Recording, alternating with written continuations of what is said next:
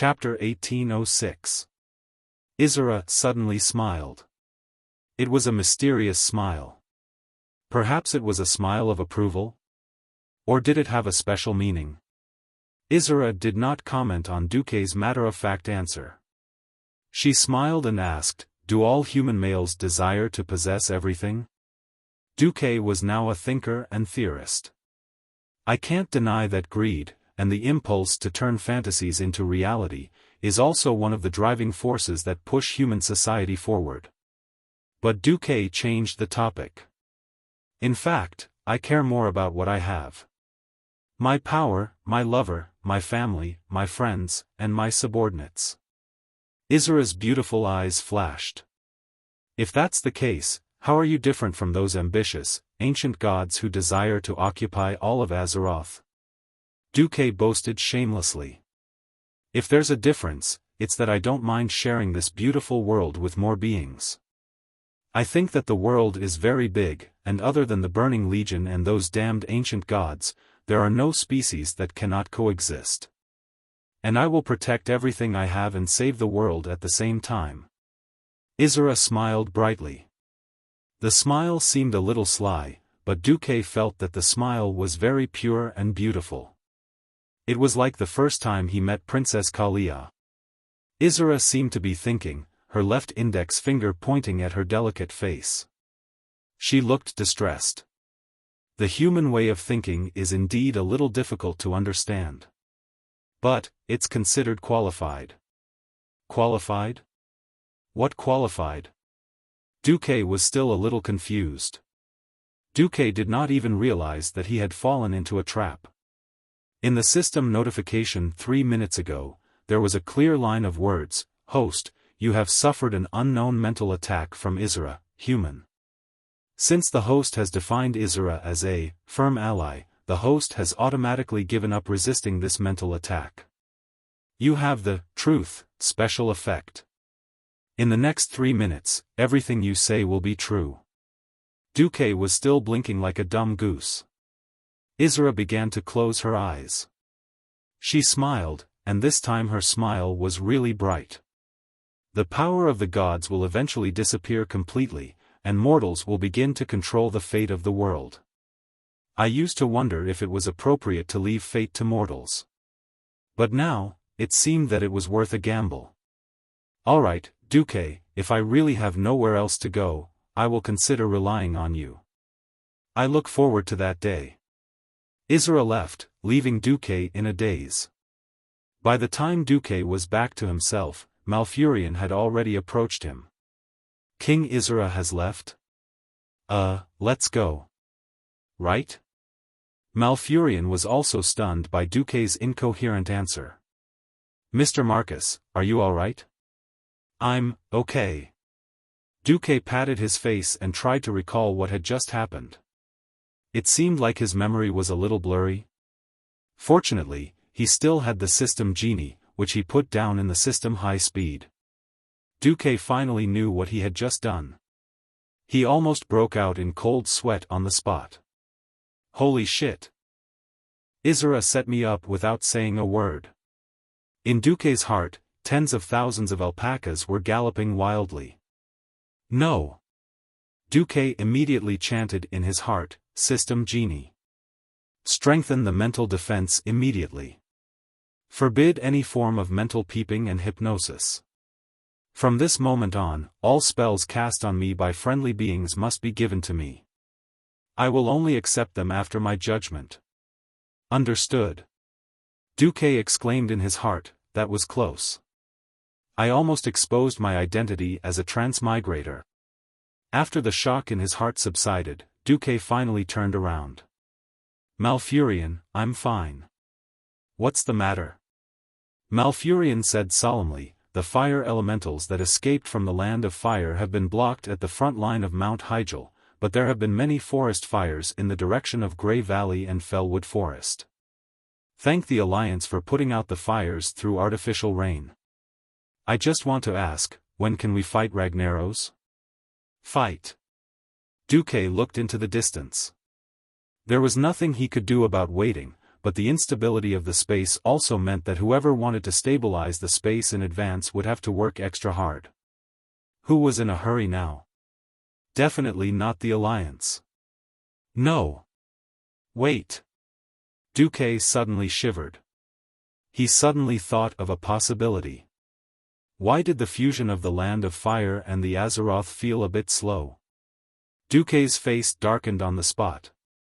Malfurion, wait. Atish appeared in his hand at once. As soon as the artifact staff hit the ground, a portal immediately opened. In the middle of the blue portal frame was a world of crimson flames. With a thought from Duque, a flame phantom appeared out of thin air in front of the two of them. It swayed its long red and black tail and quickly rushed into the Land of Fire. Duque, who had attached his telepathic thoughts to it, greedily used this phantom clone to absorb all the data around him. Lines of data poured down from Duque's retina. Space stability, 62. 375%. Elemental ratio, 72% fire, 20% earth, 8% wind.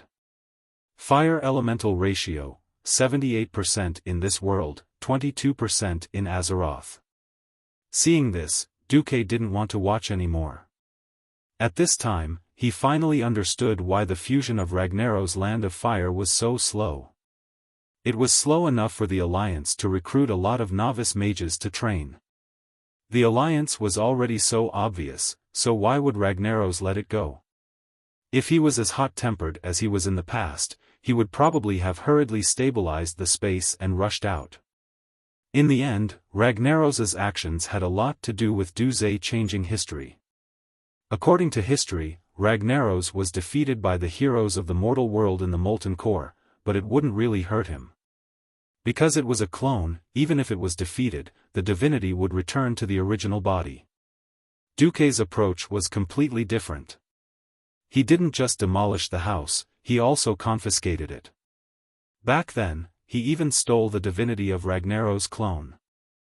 No matter how hot-tempered Ragnaros was, he would definitely be extremely vigilant against a guy who really stole his divinity and even kidnapped his subordinates. In addition, the cataclysm this time was ultimately led by Enzos, the ancient god. Although Ragnaros was obsessed with the grand goal of destroying the world, he was still very careful when facing his old rival, Duque. The biggest flaw was the ratio of the fire elemental. The fire elemental was not like the wind that could be seen everywhere. The wind would drift everywhere, but the fire would not. How many fire elemental elements were there in the entire world? Where was the largest fire elemental element? The answer was obvious: the ratio of fire elemental elements was not high, and most of them were under the Earth's crust. So, during this period, Ragnaros had actually been secretly extracting Azeroth lava. Chapter 1807. In other words, Ragnaros had purposely stabilized the space in the Land of Fire to a certain extent and then left it alone. The world itself had the ability to repair itself. If it could not resist the integration of the Land of Fire, which had a close relationship with the main world, then it would change from resisting to accepting. Even if Ragnaros did not rush the integration of the space, Azeroth itself would incorporate the Land of Fire into the map of the world. This was why the Alliance could leisurely train their troops, and the number of fire elemental creatures that emerged from the Land of Fire increased steadily. After thinking this through, Duque was a little exasperated. F***ck. You hit a snake all year round and get bitten once in a while. He had always used his transmigrator memories to trick people, and finally, he had almost been tricked instead.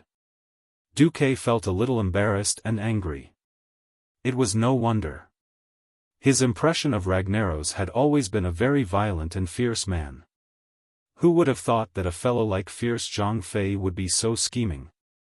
As expected, with N'Zoth around, did the Fire Demon King who had never been afraid also learn bad things? The only good thing was that it was not too late. Duque put one hand on Malfurion's shoulder and sighed, the space in the Land of Fire is not too stable yet. But considering that the Night Elves may suffer further losses, I agree to hold a throne meeting to discuss the matter of attacking the Land of Fire in advance. Thank you so much. Malfurion was so touched that he was crying. He did not know that there would be so many twists and turns when Duque sent a phantom over. He simply thought that it was to test the stability of the space.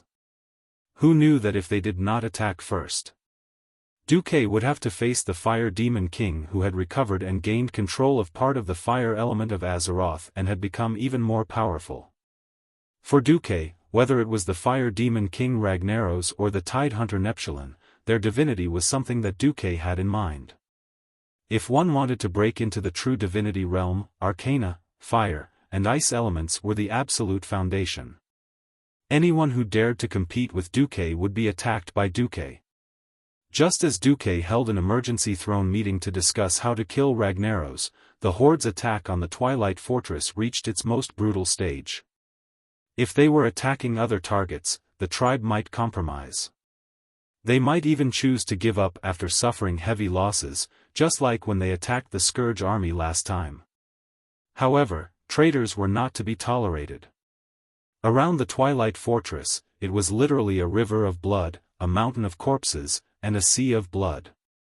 In order to take down Gujar, the traitor, even Garush, the great Orsist, allowed the Forsaken of Drinos to resurrect the corpses to produce more Forsaken to join the war. The Twilight Fortress was indeed invaded. After the invasion, the tribe found that the Twilight Fortress was a fake natural maze. There was even a part of it that was connected to the deep rock continent. The dragon slayer Gruul was hit as soon as he entered. The cunning twin-headed ogre Gujar dug a hole for Gruul. Gruul fell directly into a subspace between the deep rock continent and Azeroth. The sharpest arrow of the Horde was taken care of. The battle once again fell into a tug-of-war. Gujar summoned a large number of earth elemental creatures and built the interior of the Twilight Fortress with many twists and turns. Every day, the terrain would change to different degrees. This damned fortress had become a flesh mill, greedily devouring the lives of the Horde. The only fortunate thing was that there was no longer a Lich King. The Horde mistakenly believed the news of the Alliance. All the resurrected soldiers were the Forsaken, not the damned Scourge army. This reduced the losses of the Horde. Even so, the Horde still lost more than 400,000 people in the continuous attacks. 300,000 of them were orcs, while 100,000 were Taurens, trolls, Forsaken, and a small number of goblins. For the orcs, who had a total population of more than 2 million, this loss was indeed a huge blow. For the other races, it was a heavy blow to the extent of almost extermination. The Taurens and Darkspear trolls were small races with a population of about 100,000. More than 30,000 people had died, and more than half of the young men had been buried. These days, the faces of Cain and Wajin were all black. When they suggested to Garrush that their race had no soldiers, Garrush said, at the critical moment of the Horde's elimination of the traitors, "You actually say that you won't send troops?" "Sure. But I will regard this move as a shameless betrayal of the Horde." Unknowingly, the other races of the Horde had already hated Garrush. They were just waiting for an explosive point to appear. At the same time, the Alliance hero group led by Duque, together with the demigods of the Guardians of Hyjal, killed their way into the Land of Fire. This time, the Alliance army had lost many old faces. This was a helpless choice. The Blood Elf powerhouses led by Queen Sylvanas all went to attack the Wind God throne. Vasht's navy ran to Vasht. Muradin wanted to stay behind to integrate the power of the dwarf's 3 hammers. Jaina and Onyxia stayed behind in Theramore to guard against the brainless roar. Originally, the threat of the Horde at the moment was not great, but normal people could never expect to use their own mentality to measure the actions of a lunatic and mentally retarded, especially when that brainless person was still the great chieftain of the Horde. The two of them could only stay behind.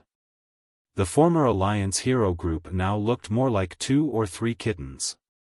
The decrease in numbers did not mean a decrease in quality. On the contrary, this time, the powerhouses were dazzling to the point of blinding.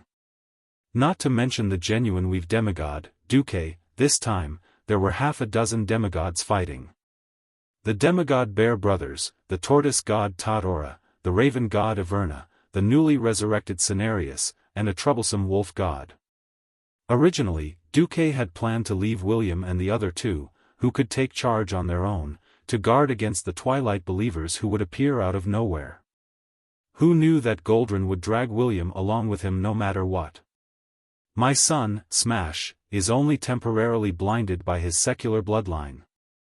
As long as he fully understands how strong and fit I am, he will willingly kneel before my claws and call me father. When the big white wolf Goldring said this, his meow face actually had a slight blush. What made him so confident that William would bow down to him like a fan? Linley didn't know. In any case, Duque did not understand the world of wolves. Originally, William firmly refused, thinking that there was no need for him. Duque and the others would be able to criticize Ragnaros a million times over. However, the Night Elves tacitly accepted Cenarius, the great king, moved William with emotion and reason, saying that this was for the world and for nature. Then, Brawl Bear Hide, who was beside William, saw Cenarius and immediately became a little fanboy, kneeling down and licking his boots. Chapter 1808. William could be very unreasonable, and only a few people around him could persuade him. Brawl was obviously one of them. Helpless and bitter, William agreed to board the pirate ship just like that. Even Duque couldn't help but mourn for him for a minute. Just like that, a wolf god, a wolf cub in theory, began their adventure, teasing. Mount Hyjal was the base of the elves, and the Night Elves didn't want to send all their main forces to attack Ragnaros. Thus, they took advantage of the time difference and allowed the fire elements to invade and destroy their home. Malfurion, Isra, and the Green Dragon Legion stayed behind to guard the place. After passing through the huge teleportation portal that Duque had created with Atish, the group of powerhouses finally stepped into the Land of Flames. To be precise, the Land of Flames wasn't exactly the same as the fire elemental plane. The Land of Flames specifically referred to the core area of the fire elemental plane. This wasn't a small space, but a vast territory like the molten core back then. As soon as they stepped out of the teleportation portal, even the veteran members who had experienced the battle at the molten core still smelled a pungent smell of sulfur. Duke activated a huge ice barrier to purify and cool down the air around him at the first moment. Unfortunately, it was still hot and smelly. Beneath his feet, every time he stepped on the leg armor, it was either volcanic ash or molten lava that had just cooled down. He was worried that he would fall into the lava and die immediately. Since their abilities were different, Duque naturally didn't need to constantly let the frost elements revolve around them to form small tornadoes to drive away the heat like he did back then. Looking out from the shield, it seemed as if there was a thin layer of white film that didn't affect one's vision too much. Looking out, there was a crimson sky above the mountain range that represented the horizon. There weren't any real clouds in the sky, and what was rolling in the air were all violent fireballs. Countless fiery meteors fell from the sky of the Land of Fire. Meteors broke through the fiery clouds and fell to the ground. It was a scene of doomsday. If one's elemental sensing ability was strong enough, he or she would be able to clearly discover that behind the cloud-like fireball, an active volcano in the south was spitting out pieces of fire elemental mixture from time to time. It was this mixture of earth and fire elements that was sprayed into the air. Then, under the almost spontaneous guidance of the Land of Fire, it flew to various empty spaces with rich fire elements.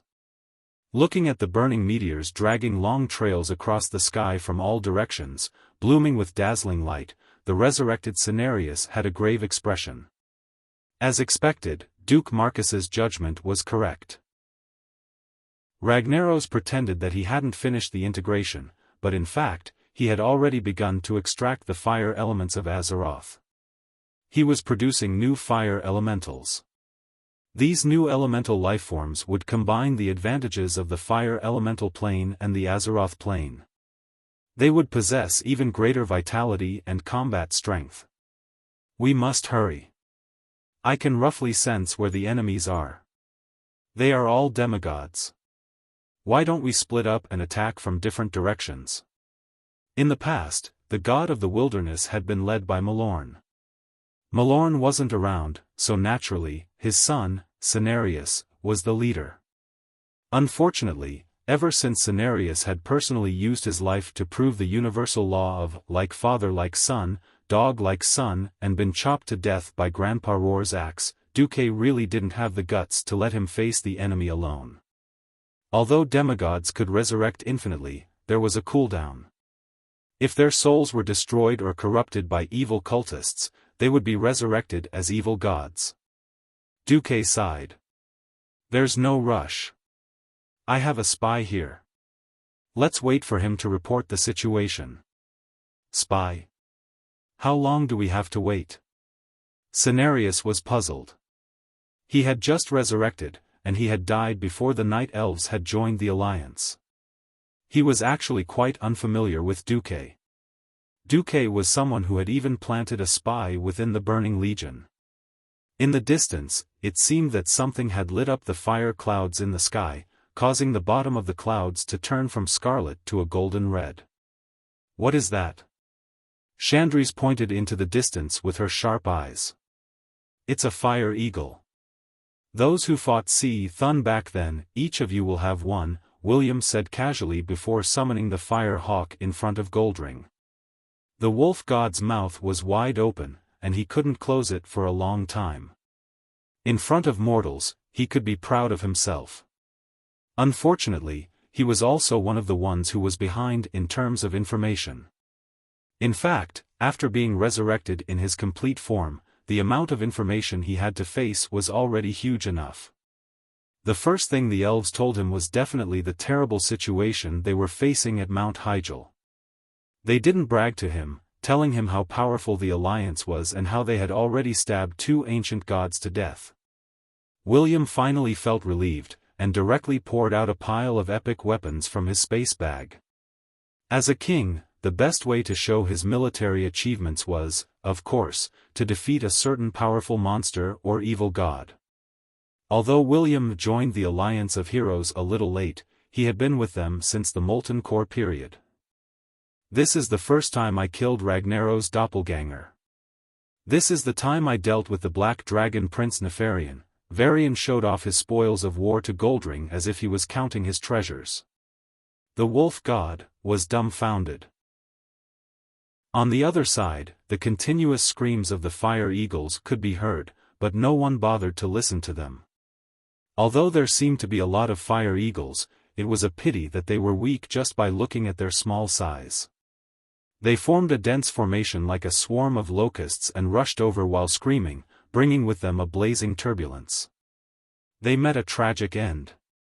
Duque only put a fire shield on the outer layer of the ice shield, and these fire eagles crashed into the shining fire shield and turned into a stream of fire. The essence of the fire eagles was still the fire element, so they crashed into the shield and died worthlessly. Then, they decomposed into the most primitive fire element and were absorbed by Duque. A demigod who controlled the elements was just that unreasonable. This time, other than the Bear Brothers, the demigods of the wilderness finally changed their opinion of Duque. Suddenly, a wave of fire approached them from afar. Be careful. It's a fire demon. Goldring was very nervous, and he immediately bared his teeth. I can feel a strong aura. It's definitely an enemy demigod. Raven god Iwena's current appearance was a little like a harpy. To be precise, she had a human body and the white limbs of a bird. She had a very sexy human body, but her wrists turned into wings and her ankles into a pair of claws. She flapped her wings and wanted to fly into the sky to scout for everyone. Suddenly, she realized that the atmosphere was a little strange. Those mortals didn't seem to have any intention of making a move. It's okay. It's that guy Executus.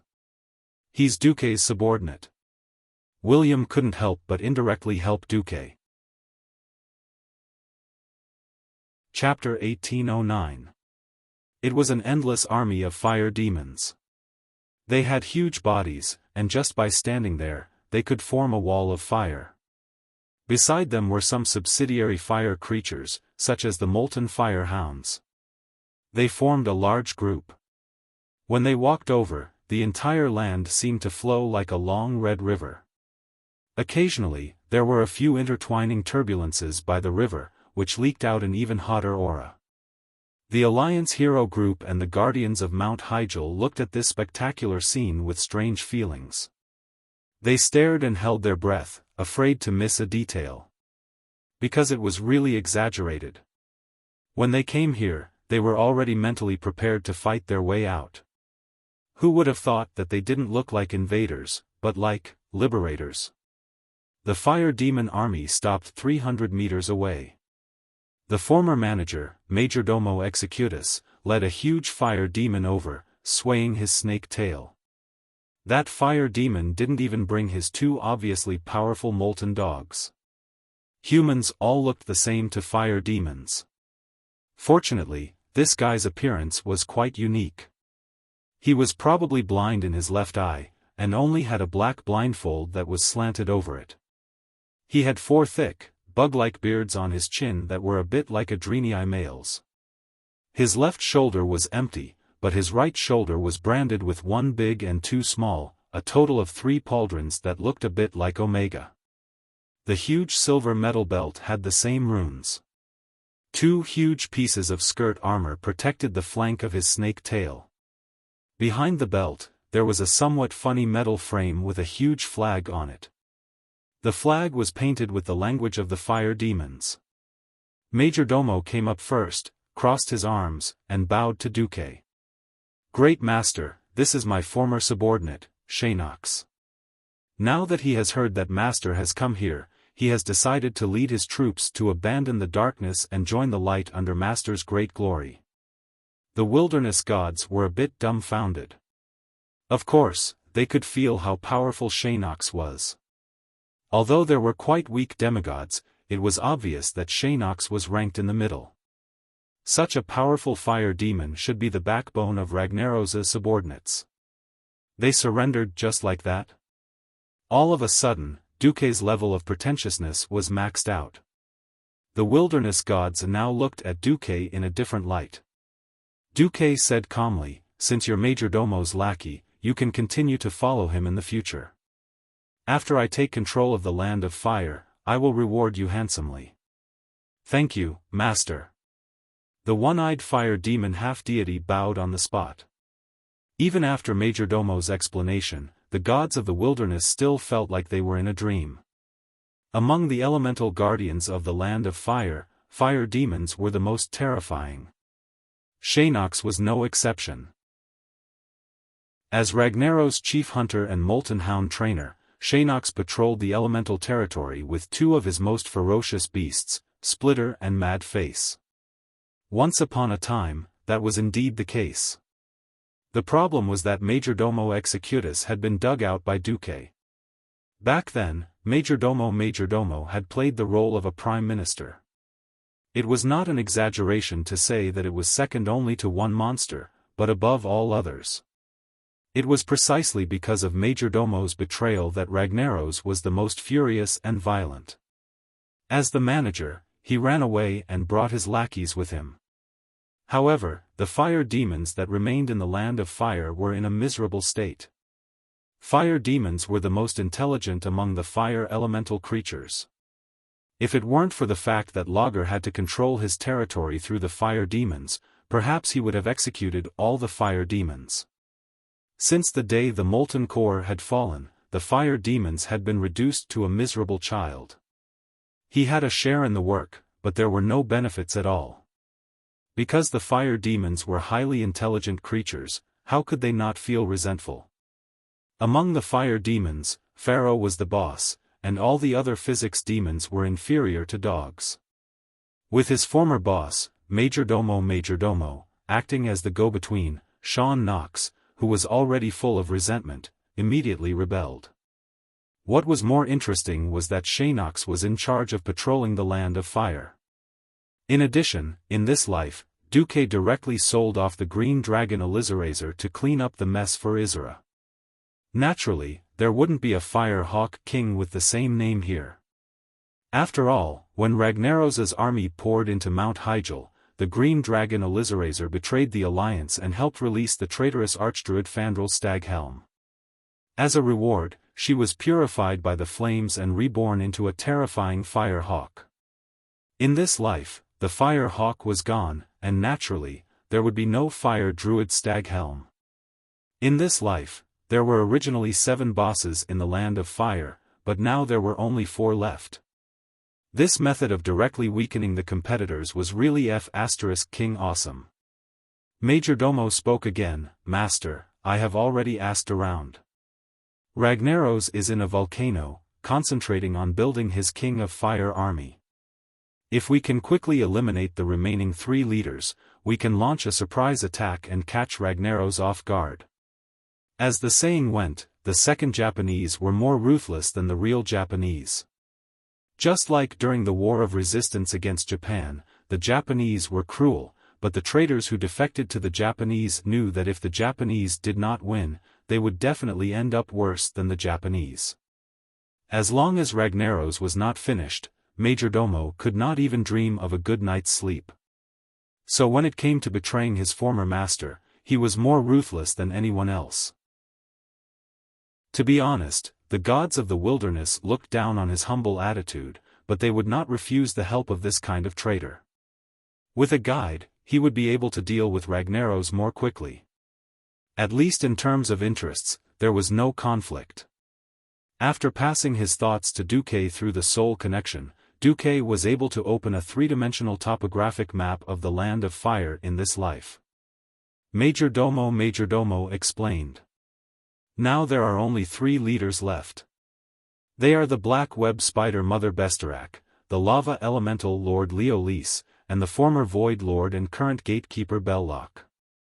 As the Black Web Spider Mother, Bestarak and her ruthless descendants feed on the lava and flames on the remains of the fire elemental to satisfy their appetite. In order to provide more nourishment for her offspring, Bestarak weaved a huge net of fire around her nest to trap prey that strayed into it. Leolise is one of the oldest existing elemental creatures. He originated from the primordial flames that created Azeroth. He was responsible for creating new elements in the Land of Fire, and at the same time, he thought that the titans who moved him were too arrogant. This hatred still burns in his heart. Chapter 1810. In the elemental war of Azeroth in ancient times, Belloc rose to fame as a ruthless warrior. Now that he is trapped in the Land of Fire, he has become increasingly irrational. Few elementals dare to disturb him, for fear that they will be sacrificed to his desire for battle. After Majordomo briefly introduced the experiences, strengths, and abilities of the 3 leaders, the allied forces fell into a brief silence. Duque did not speak, but he was actually letting them pick their own opponents. This was called the allied forces, but in fact, Duque was quite annoyed. Because the god of the wilderness and the others had never cooperated with the alliance at all, and neither side was willing to submit to the other. Perhaps they were indeed very strong, but relatively speaking, they also had bad tempers. Because they were all existences that had stepped into the realm of gods, even if they did not feel that they were superior to others and that all mortals had to worship them, their tone had a sense of transcendence. They would always say things like, "Without us fighting back then, Azeroth would have already been destroyed," and whatnot. It was fine to say it once or twice, but it was annoying to say it all the time. What was even more intolerable to Duque was the doctrine of the Logia. Cenarius actually asked Duque if he could completely remove the fire elements from the original vicinity of Mount Hyjal after controlling the Land of Fire, or change the location of the Land of Fire, so that Mount Hyjal could be restored to its original lush forest. When Duque said that he did not have the ability to separate such a large plain, Cenarius suggested that he could shut down the mines and factories of the Alliance, which would pollute the environment. As they talked, he said that logging was not a good idea. He heard that a lot of trees had been cut in the elven forest. According to the druid doctrine that he passed on to the night elves, at the very least, they should plant as many trees as they cut down. At that time, Duque rolled his eyes and said, "Why don't we designate the 365 day of every year as Arbor Day?" Cenarius said on the spot that this could be done. He asked Duque for Duque to implement it. Duque was so bold that he wanted someone to kill a god for the second time. Sigh. There was indeed a huge ideological gap between environmentalism and the pioneers of the Industrial Revolution. It was because Duque didn't want to use Return of the Legion to continue letting the bitter mortals fight against the demons of the Burning Legion with their swords that he decided to use all sorts of black technology talents. You, Cenarius, want me to destroy all industrial civilization and go back to pre-liberation, no, even more primitive than the Middle Ages? Do you think you can deal with the entire Burning Legion with just your god of the wilderness? Don't even think about it. If not for the hateful members of the World Annihilation Party in front of him, Duque might have really gotten into a fight with the demigods of the wilderness. Isara's idea was good, but it had side effects. As if he wanted to show off the strength of a wilderness demigod, Cenarius said, "We have the upper hand in terms of combat power. The 6 wilderness demigods will split up and quickly deal with the other party's leader. Then, we'll ambush Ragnaros." Unexpectedly, the Bear brothers were the first to speak. Ushek said in a low voice, "We hate spiders." Ushek said, "But it feels good to take down these guys by force." Ushek said, "I suggest that Duque come with us to deal with the Dragonweb broodmother." Duque shrugged. "I don't care. I feel that the lava elemental giant Leolise is more suitable for Kito-Tora and Cenarius. Leave it to me and Avienna. I can show off my strength in front of my son." The wolf god seemed to have eaten too much garlic and was quite boastful. "Who's your son?" William retorted. You. It's you." The wolf god started his verbal cannon mode. No. "I'm not," King Hua answered fluently. Anyway, the bystanders felt great watching the wolf and man bicker. Duque almost wanted to say, "You guys should hurry up and acknowledge each other."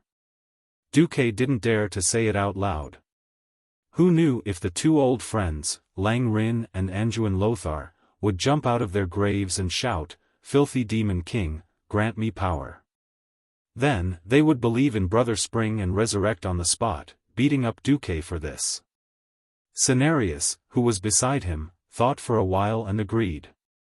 A demigod lava giant that could spit fire was indeed a counter to Cenarius. He also couldn't use the defense of Totora's turtle shell. However, Cenarius felt that it was a little inappropriate to deal with a demon-born fire elemental guardian. His green face was a little red. "Actually, my skills are mainly support. Totora is a pure defender. Can you give our team a demigod with strong attack power?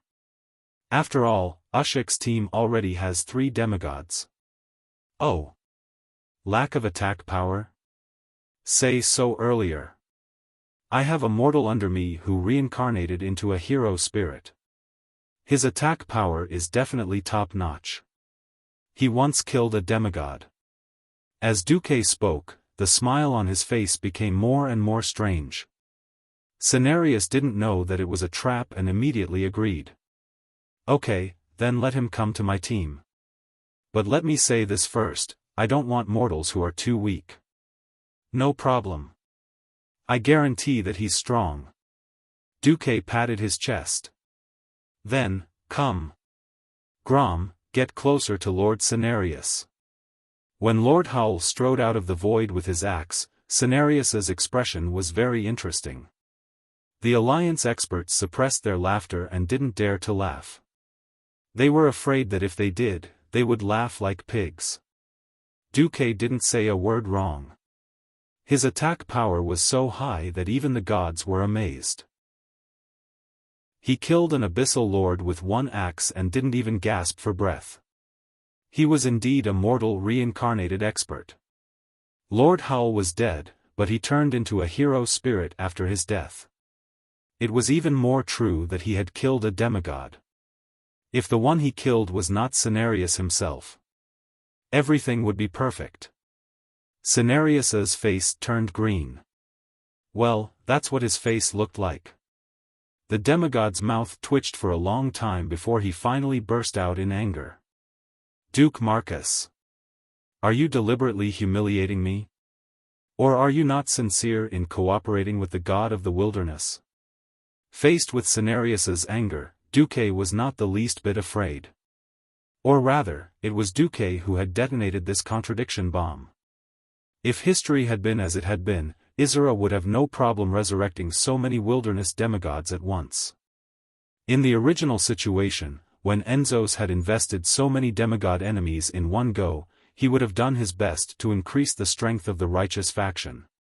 In this life, Duque had appeared out of nowhere and had helped the Alliance and the righteous faction to accumulate a number of demigods. Isra's actions seemed to have increased his strength on the surface, but in reality, he had buried a huge contradiction. That was the battle between the nature faction and the industrial faction. Just looking at the number of demigod experts, the nature faction would definitely have the most. The problem was that Duque and the mortals had other ideas, which directly led to disharmony. The biggest contradiction was who had the final say among the demigods. Chapter 1811. Who was the boss? In any temporary or permanent organization, this was a very profound field of study. To make an organization inefficient and difficult to make decisions, it was very simple. The more people with decision-making power, the better. For example, a 1,000-member council with one person having one vote was definitely hundreds of times less efficient than a 3-person decision-making group. On the contrary, a centralized organization controlled by only a few people was definitely the most efficient. However, efficiency did not equal correctness. Therefore, in the history of Earth, countries controlled by certain tyrants or wise monarchs were either strong enough to sweep away the surrounding countries, or they declined and soon perished. The only reason why the alliance could be as strong as it was today was that the leader was Duque, a transmigrator. In the eyes of ordinary people, the leader had an extremely bright appearance, but few people could understand their bitterness. Almost every day, a group of people came with the most cutting-edge technology, asking you to make a decision. If you had enough money, manpower, and material resources, of course, you could try every one of them. Unfortunately, there was never a leader who had so many resources to waste.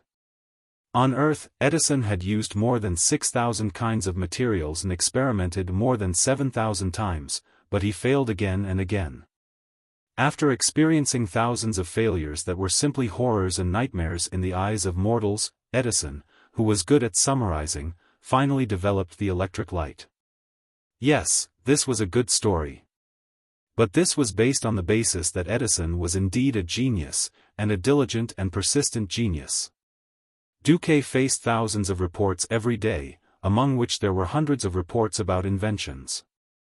There was no lack of wonderful ideas, such as planting pineapples in the ice and snow of Northrend and developing tropical fish farming. If Duque was not a transmigrator, then the development of the alliance would easily be led astray by those imaginative dwarves and gnomes. It was precisely because he knew that the alliance, and even the whole world, could not find a better leader than him that Duque held on to power. For this, he did not hesitate, or rather, he controlled the absolute rule of the alliance by taking care of the queens. In contrast, he also proved his ability with a healthy and rapidly developing alliance, repaying the trust of all the leaders of the alliance in him. Unfortunately, the appearance of the gods of the wilderness would undoubtedly impact Duque's authority. More importantly, Duque knew that this group of violent Azeroth Greens would definitely lead Azeroth into the gutter. Moreover, when Cenarius and Master Roar had clashed, other than the widely circulated version, there was also a secret that Master Roar had revealed himself. At that time, Cenarius had said that trees were the Night Elves' friends. The number of trees that Master Roar cut down was the number of his brothers and sisters that Master Roar had cut down. He wanted Master Roar to repay this debt of blood with the lives of orcs. Strictly speaking, this was not wrong. Once a tree reached the level of a 1,000-year-old tree, it would have the chance to become a treant with the help of a druid. From there, it would become an ancient tree of war, an ancient tree of wisdom, or even an ancient tree of life.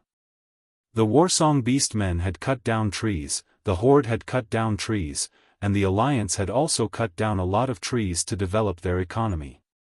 On top of that, Duque had taken in Master Ho as his follower. Sooner or later, this grudge and this debt would explode. The most troublesome thing was that the druid doctrine of these naturalists hadn't changed for nearly 10,000 years. Not changing meant that they were stubbornly conservative.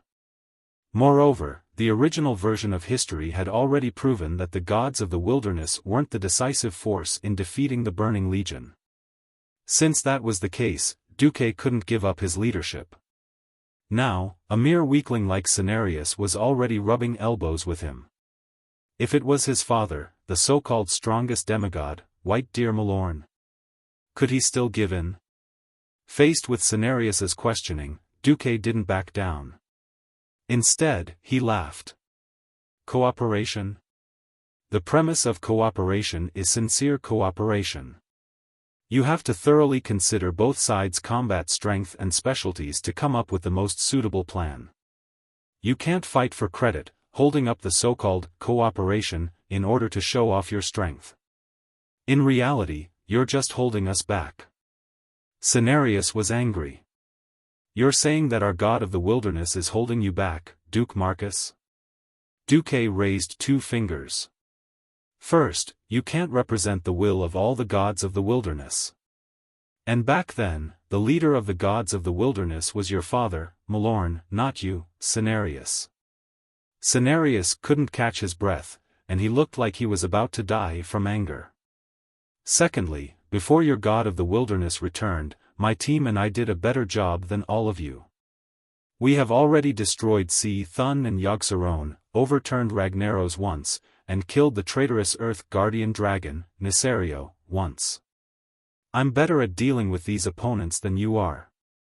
So what, in the ancient war? Cenarius subconsciously boasted. Unexpectedly, Duque immediately interrupted him and raised a 3rd finger. Although I'm a little sorry, the fact is that when you were fighting on the battlefield, it was me from 10,000 years ago who sneaked into the Burning Legion and blew up Sargeras's portal, as well as his largest stronghold in the Twisting Nether. Oh, I also killed Archimond once. So in terms of merit, all of you gods of the wilderness combined can't compare to me.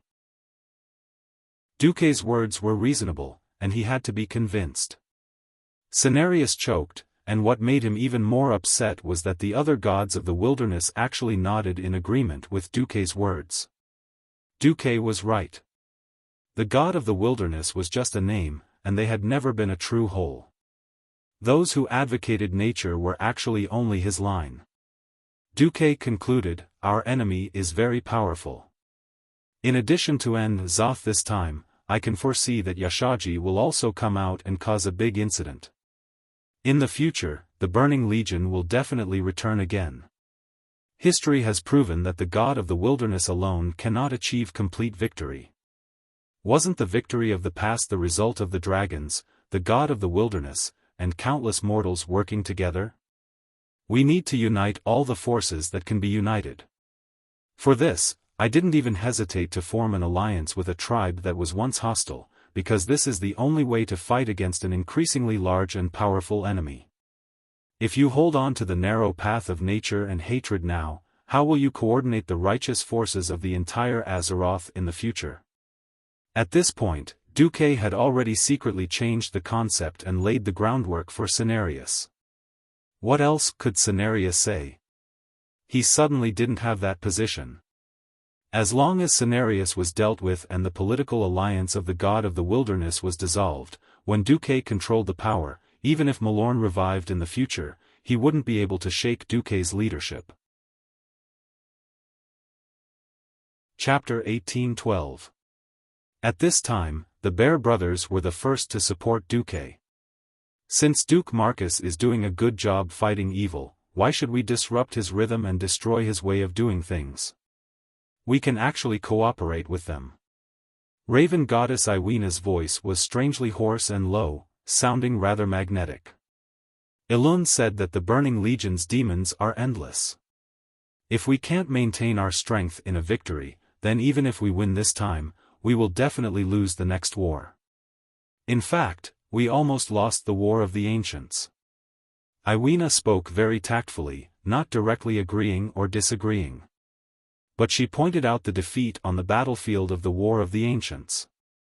Cenarius was a little speechless. Iwena was right. If it weren't for his father protecting him, he wouldn't have had to rush into the main battlefield to fight the Arch-Herons, resulting in his death with his neck broken. In fact, most of the 6 demigods had died or been seriously injured at least once. At the beginning of this resurrection, Isra had personally told them that the turmoil in Azeroth was just the beginning, and that the Legion would come again.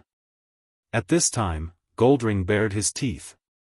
Just because Duque accepted a demigod with my blood, I support him. This time, Duque was a little surprised. He didn't expect that following the plot and accepting the old Alpha Wolf gene, could he also gain Goldring's favor? That was a little too awesome. Tortola the tortoise said, "I don't want to see, that was a forfeit." Speaking of which, the tortoise god in Duque's memory didn't seem to speak like this, right? Duque rubbed his eyebrows. He couldn't be bothered to think too much. Ever since he appeared in this life, he had simply destroyed the original work and made many historical events unrecognizable. Even the mother of history couldn't recognize him. It had been a good plan to resurrect the 4 demigods and then organize a counterattack, but now it was Duque leading a team to trample on the field. Duque noticed that after Isra resurrected these demigods, he didn't force them to obey Duke Marcus's command. Duque was a little puzzled. Does he think I can handle them? On this side, Cenarius finally realized that the situation was irreversible. He suddenly sighed. Duke Marcus, do you think that I'm greedy for power or deliberately obstructing you? Duque was slightly stunned. Cenarius had never been this kind of person in any of his lifetimes. In the ancient war, it was he who had spoken up and convinced his father, Malorn, and the other gods of the wilderness to form an interspecies group of demigods. But in the war, the commanding authority was given to Jared Shadowsong of the Night Elves. It would be an exaggeration to say that Cenarius was greedy for power. But what was with this slightly hostile feeling? Cenarius strode in front of Duque and spread out his hands. Did you know? Duke Marcus, I'm actually feeling uneasy. Uneasy? Think about it. In the ancient war, so many experts and countless mortals sacrificed their blood and lives to resist the Burning Legion. But in the end, you were the only one who achieved supreme fame. Duke Marcus. We, who fought bravely on the front lines, became a cover for your actions. Duque raised his eyebrows. He was a little unhappy, but he didn't say anything. That's right. In terms of results, your actions of infiltrating the enemy's rear and overturning the Burning Legion were very noble. Mother agreed to your actions, but that doesn't mean that I can accept that Father and I became the main force of the feint. Father even sacrificed himself to save me. So, ever since that time, I've never liked you, the great hero of the ancient war. Cenarius took a step forward, his huge body approaching Duque. Duque wasn't afraid at all. With a thought, a pillar of fire rose under his feet and lifted him up, allowing him to rise until he was at the same level as the 5-meter-tall Cenarius. Duque slowly opened his mouth, his voice carrying a threatening aura without being angry. Then what do you want? This is a team of experts formed with the common goal of defeating the evil existence that intends to destroy the world. Compared to other experts, I trust my command and arrangements more. Be it my old partner or Isra, they all acknowledge my ability to command. That's right. I insist on taking control of this team. Of course, I won't force any existence to throw away their lives or do something they don't want to do. Duque waved a tish, and a portal opened beside him. On the other side of the portal was naturally the lush Mount Hyjal. Duque said coldly, "The door is over there. Those who don't agree with my command can leave. I won't send you off." After Duque finished speaking, Cenarius's somewhat tyrannical aura suddenly disappeared. His shoulders drooped and he sighed, "No. No, what I want to say is that I will respect everyone's opinion, and I have no intention of leaving this team. But at the same time, I also have reservations about your philosophy and the way you do things. If there's a need for sacrifice or a feint, I hope you can tell us immediately instead of acting in secret." Duque understood what Cenarius meant. He also sighed. "A long time ago, I always had the attitude of seeking common ground while reserving differences when forming an alliance and team. With the goal of fighting against evil, I can allow my allies to have all kinds of habits, ideals, lifestyles, beliefs, and even powers from the evil side." Duque pointed at Lord Howell, who had not said a word. "Even he was an enemy that we had to fight to the death." Duque changed the topic. "Whether you believe it or not, let me tell you this, Grom and I were requested by the Dimensional Dragon King Nozdormu to return to the ancient war. We accidentally went to the Burning Legion's camp. In order to protect ourselves, we pretended to join Sargeras and hid in the enemy's camp. At that time, we weren't even chess pieces."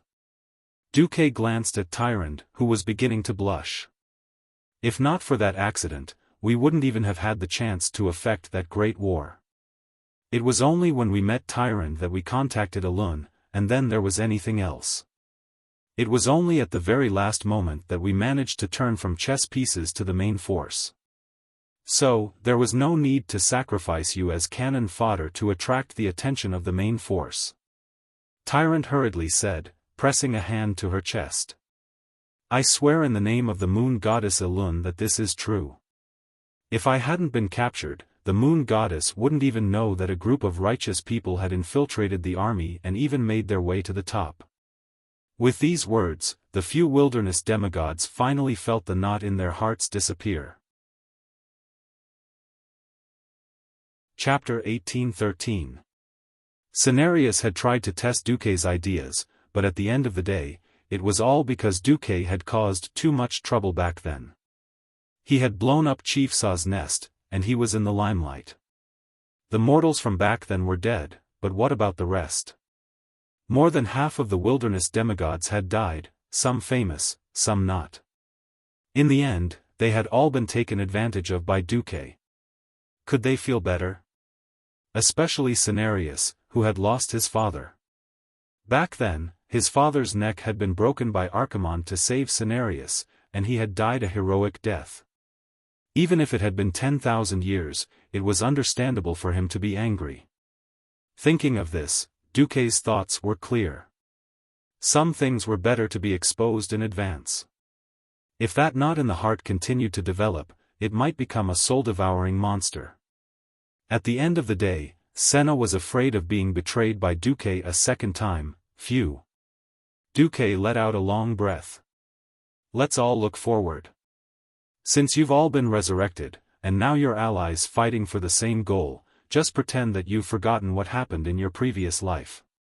This "pretend that you've forgotten" was really clever, and the facial muscles of several alliance bigwigs twitched secretly. Duque was clearly telling Cenarius, "It doesn't matter if others believe it or not, you have to believe it first." Duque pulled the burly Lord Howell over and said to Cenarius, "Since you're in this group, you're giving your back to the other party. Grom, are you willing to give your back to Cenarius?"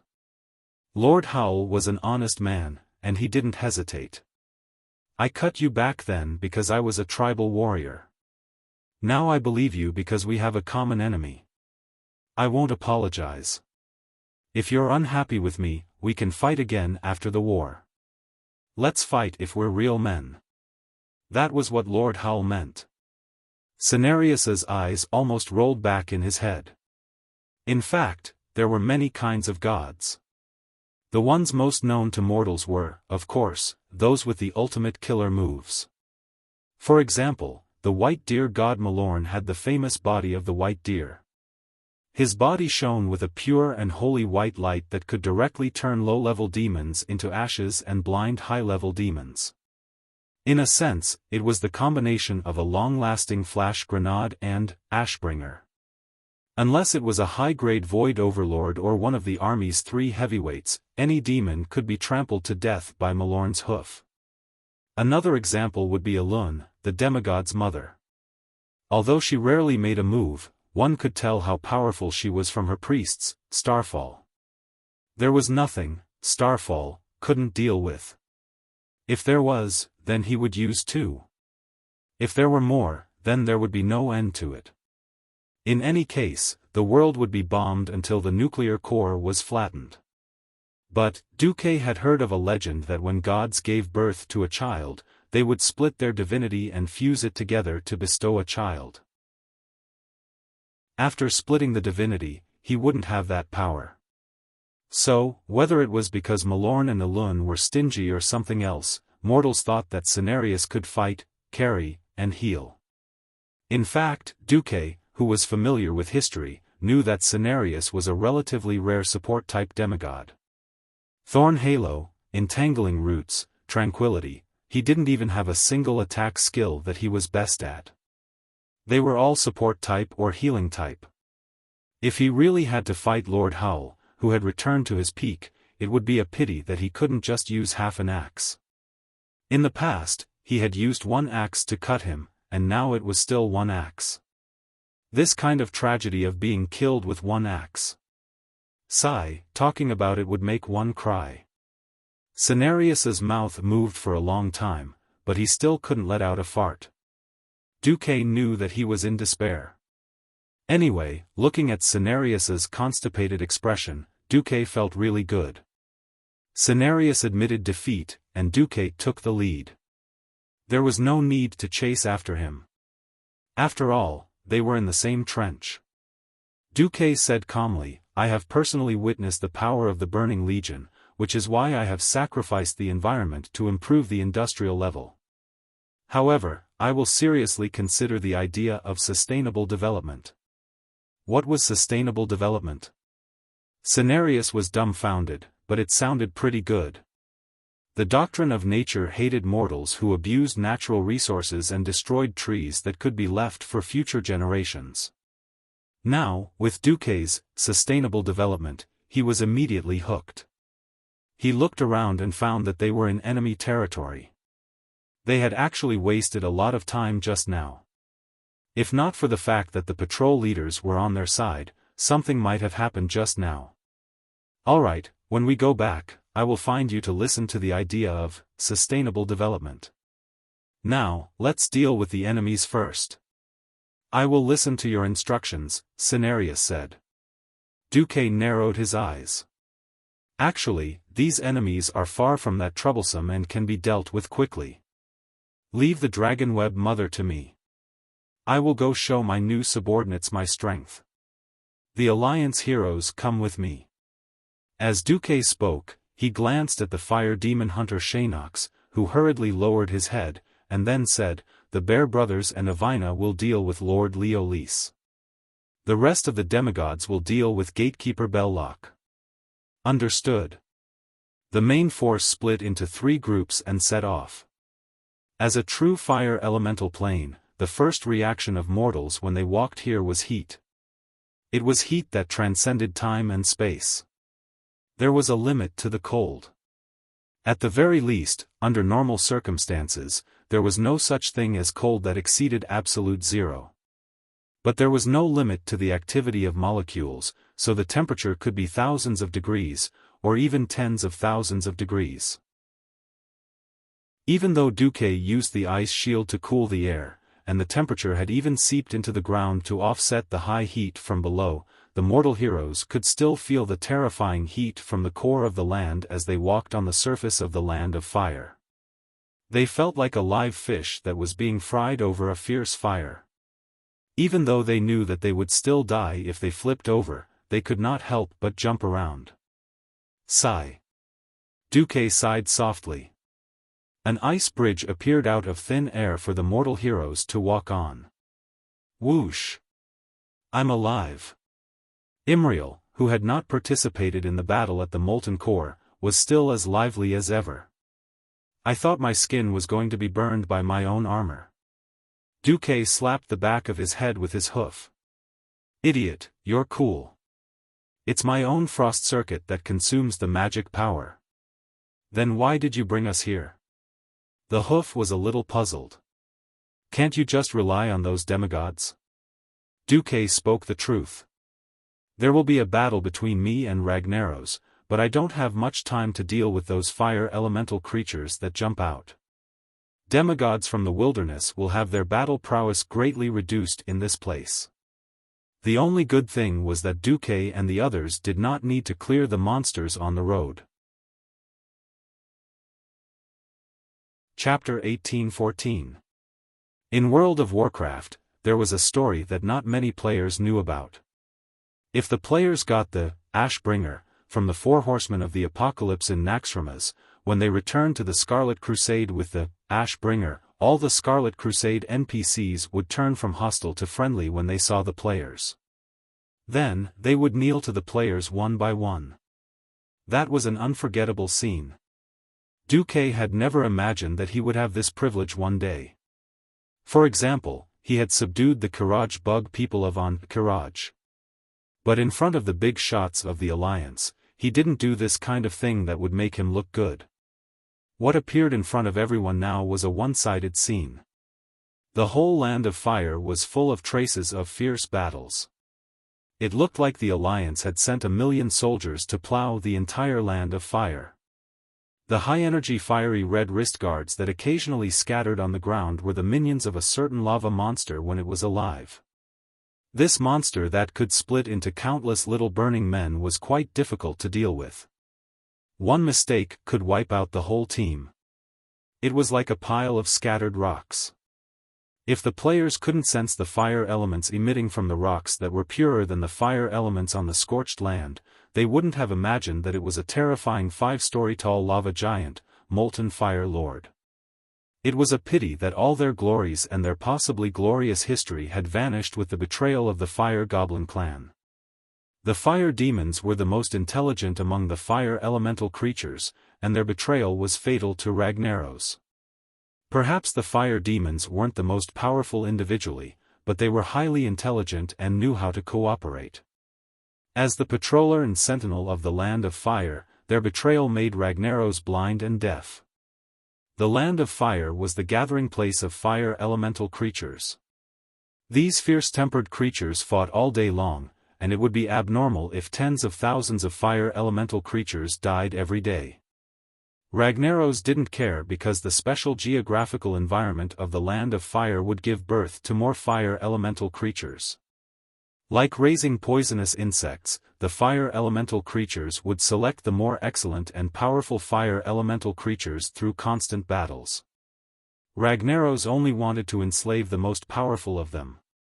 In this situation, the fire demon army planned to eliminate all the obstacles on the way to the 3 leaders. In order to please Duque, the former manager Majordomo even ordered the fire demons who were free to help clean up the battlefield. Asking the fire demon, who had no combat mission, to run to the 2 sides of the road was both to point the way for Duque and to flatter him. X greets the Supreme Lord of Flames, Duke Marcus. Almost all of them used the same tone. The fire demons did not speak the common tongue but a very ancient elemental language that could only be understood by the mortals in the Dark Imperium. Most of the Alliance experts didn't understand, but at least one of them did. He was the former elven prince Kale that Sunstrider who had followed Duque here. As one of the witnesses to Duque's rise, Kale, that was envious, but more than that, he was grateful. If it weren't for Duque's protection, he might have already been running on the dark path of depravity and never to return. This was real. In order to weaken the Sunstrider family's influence among the High Elves, Queen Sylvanas could directly accuse him of treason, which was not considered a slander, and give him a hat that could never be washed away. He could only associate with people like Illidan. Duque once told him in a casual conversation, "I heard Nosdormu say that in parallel worlds of different spacetimes, there will be different versions of you. If you were in another timeline, you might be the villain." Although it was a joke, Kale, was very attentive. Now that he was the chairman of the Kirin Tor Parliament of the Dalajan, he had long felt his limits. If he was still the prince of the previous dynasty who had nothing to ask for, of course, he could just muddle along. However, Sylvanas became a demigod, and then Magni turned himself into a diamond man in order to break through to the demigod realm. This stimulated Kale's nerves. He vaguely felt that his path to ascension was here and now. Duque, who had planned earlier, had already controlled everything here in advance. As long as Duque defeated Ragnaros, he would become the true master of the Land of Fire. Duque was a hurdle that Kale could not avoid. Facing Duque, the kind-hearted Kale could not have any evil thoughts, so he secretly made a decision. On the other side, surrounded by hundreds of fire demons, Duque and his group were like an emperor on an inspection tour. They majestically arrived at the place where the mother of Ghostweb Spider was. The sky was dark, and hot black ashes were swirling everywhere. The closer they got to Bestilac's place, the easier it was to see the white spider webs entangled in the rubble and on the roadside. Ordinary spider webs could not exist in such a high-temperature environment. They would have long turned into an unknown burnt substance. Only the flashing flames and the cobwebs made of ultra-pure fire elements could exist in this special world. Spiders were the most sensitive creatures.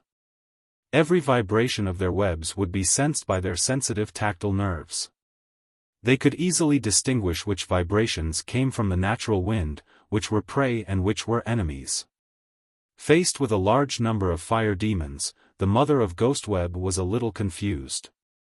A mysterious female voice echoed in the spiritual sea of all the visitors to Duque. It was a sinister voice.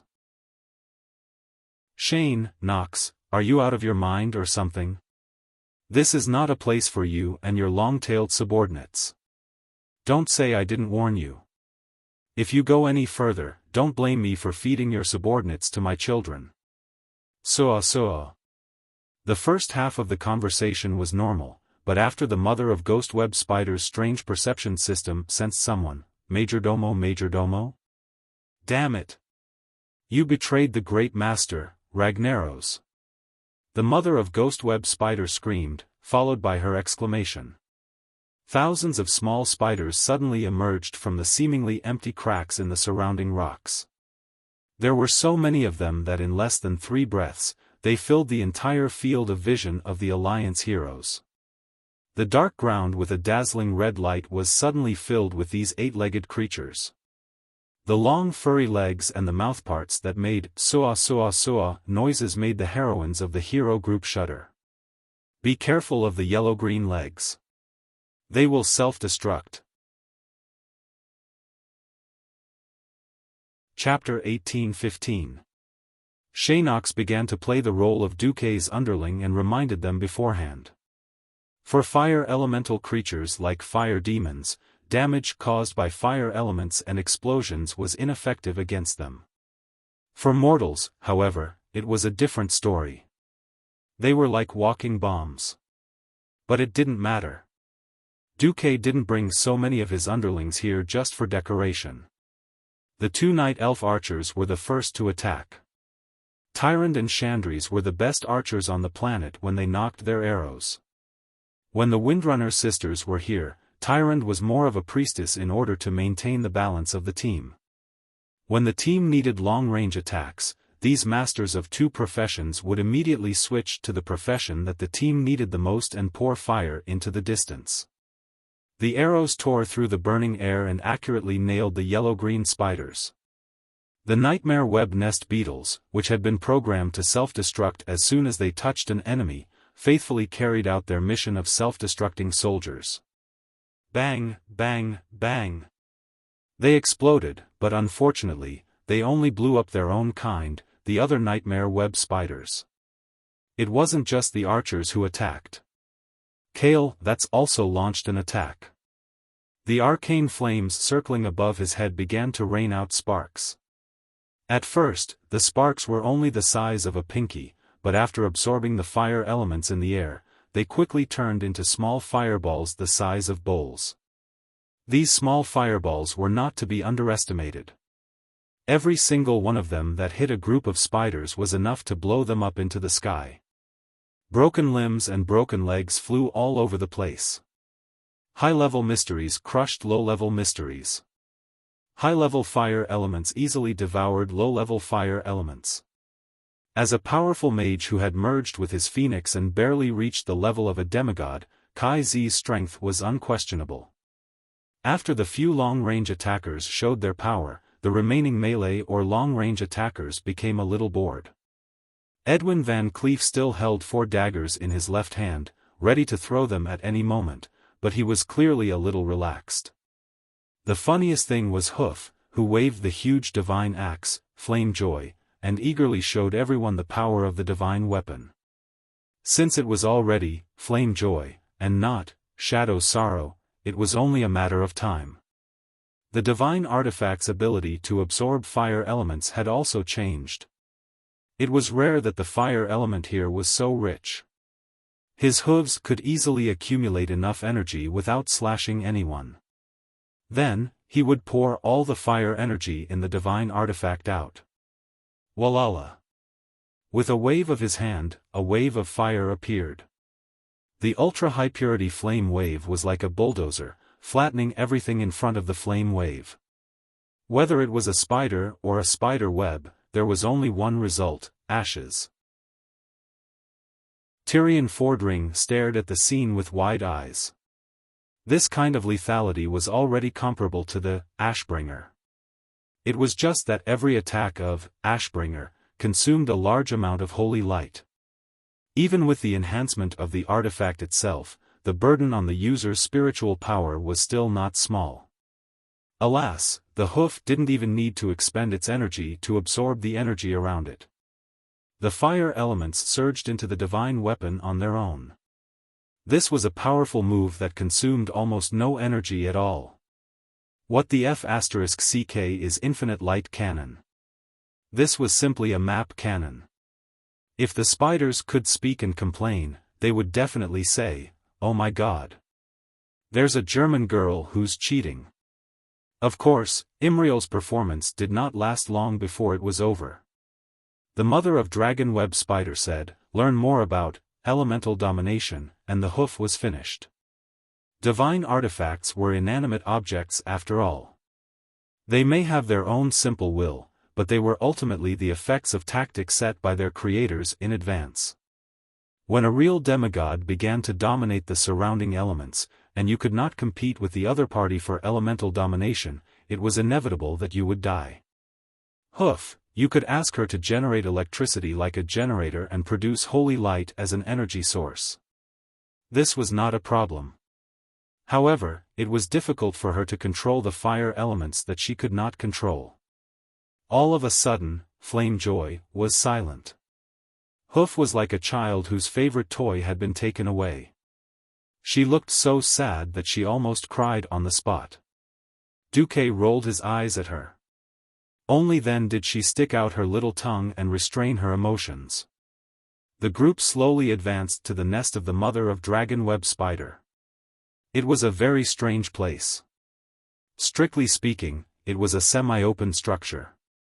A few huge and steep rocks pierced straight into the chaotic, scorching sky.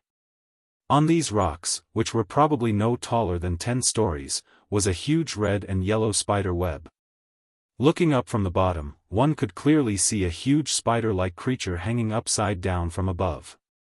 Although she also had 8 legs, strictly speaking, under her glowing yellow abdomen, only 6 of them were functioning.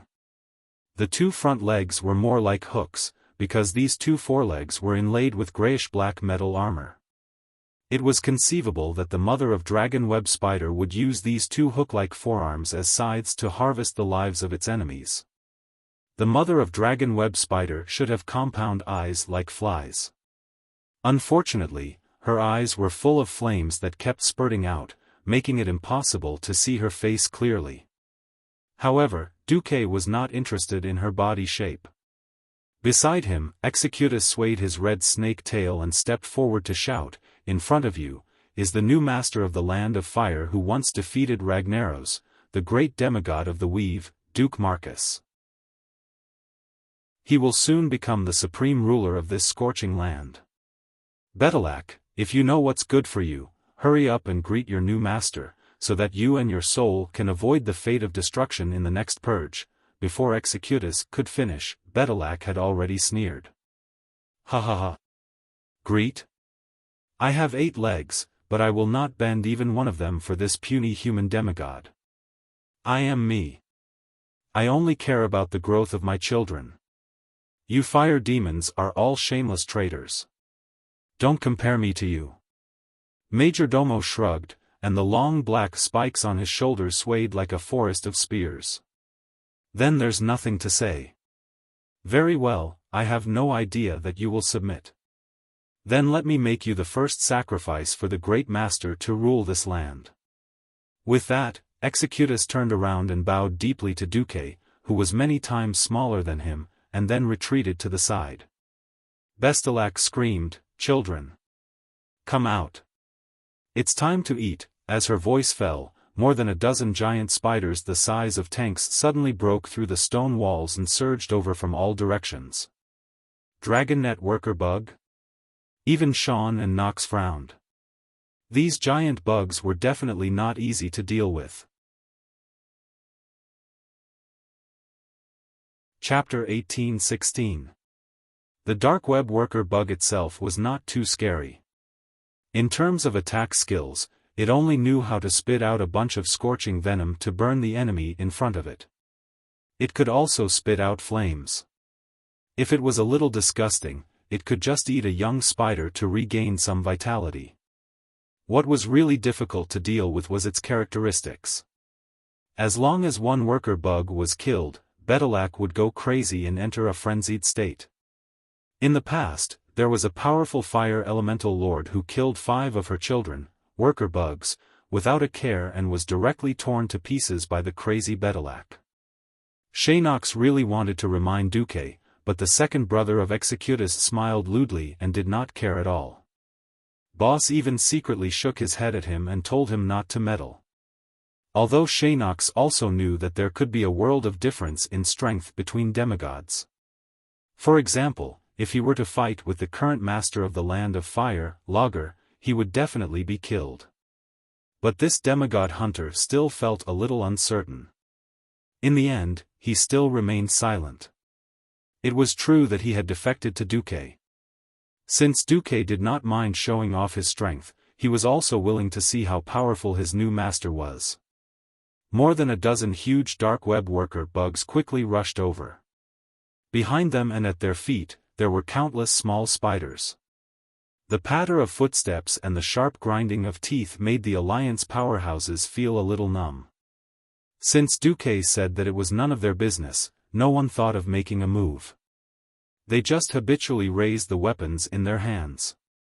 A new flame suddenly shone in the air, and everyone saw a strange scene. Time seemed to have sped up, and the fire clouds that seemed to be tumbling randomly in the air were gathering together in a strange trajectory. In less than 2 seconds, the smoke in the sky had turned into long spears of flames. Hissing sounds could be heard as the spears tore through the air. They pierced through the spiderwebs above their heads with unparalleled ferocity and fell to the ground. Chi! Chi! Chi! The flame spears with a higher temperature easily pierced through the bodies of the dark web worker bugs. On the spot, more than a dozen worker bugs let out miserable cries and fell to the ground. Shaynox's face twitched. Even he did not dare to kill so many of the broodmother's children like this. This was simply courting death. Did his new master have absolute confidence in him? Or was he possessed? Sure enough, the broodmother's voice sounded like it came from the depths of hell, and the flames spewing out of its eye sockets were at least a meter high. Perhaps this was the death stare. Bestelac gnashed her teeth and roared, "Damn humans! Very well, you remind me of the Flame Lord who dared to kill my child. I will let you have a good taste of my anger." Her glowing and hot spider butt suddenly became even bigger and hotter, like a rapidly inflating balloon that could burst at any moment. She pulled a thick strand of spider silk and quickly fell upside down. Anger had given her strength, but it had also robbed her of her rationality. Her eyes, which were filled with flames, did not even notice the subtle changes in the law of fire in the surrounding space. She would never see the teasing smile on Duque's face. Quickly landing on the ground, her 5-story-tall body emitted an ear-piercing tremor. She screamed and had just raised a pair of scythe-like front claws of the Grim Reaper, when Duque's attack arrived. As a piercing sword, Duque rarely used Song of Light and Shadow to slash. Even though the strength of the blade was worthy of being a divine artifact, Duque still did not want to waste it. This time, Duque used it to make a magical horizontal slash. In a 180-degree range, a golden line spread out and disappeared in a flash. As if there was a strange distortion in space, Bestelac was about to forcefully slash, but suddenly found that her body's center of gravity was off. As a 6-legged commander-tier monster in its own nest, it was impossible for her to lose her footing. The only explanation for her loss of center of gravity was that a golden line had appeared at the front of her 6 spider legs, the calf. In Shanox's field of vision, the golden lines on these 6 legs were not broken.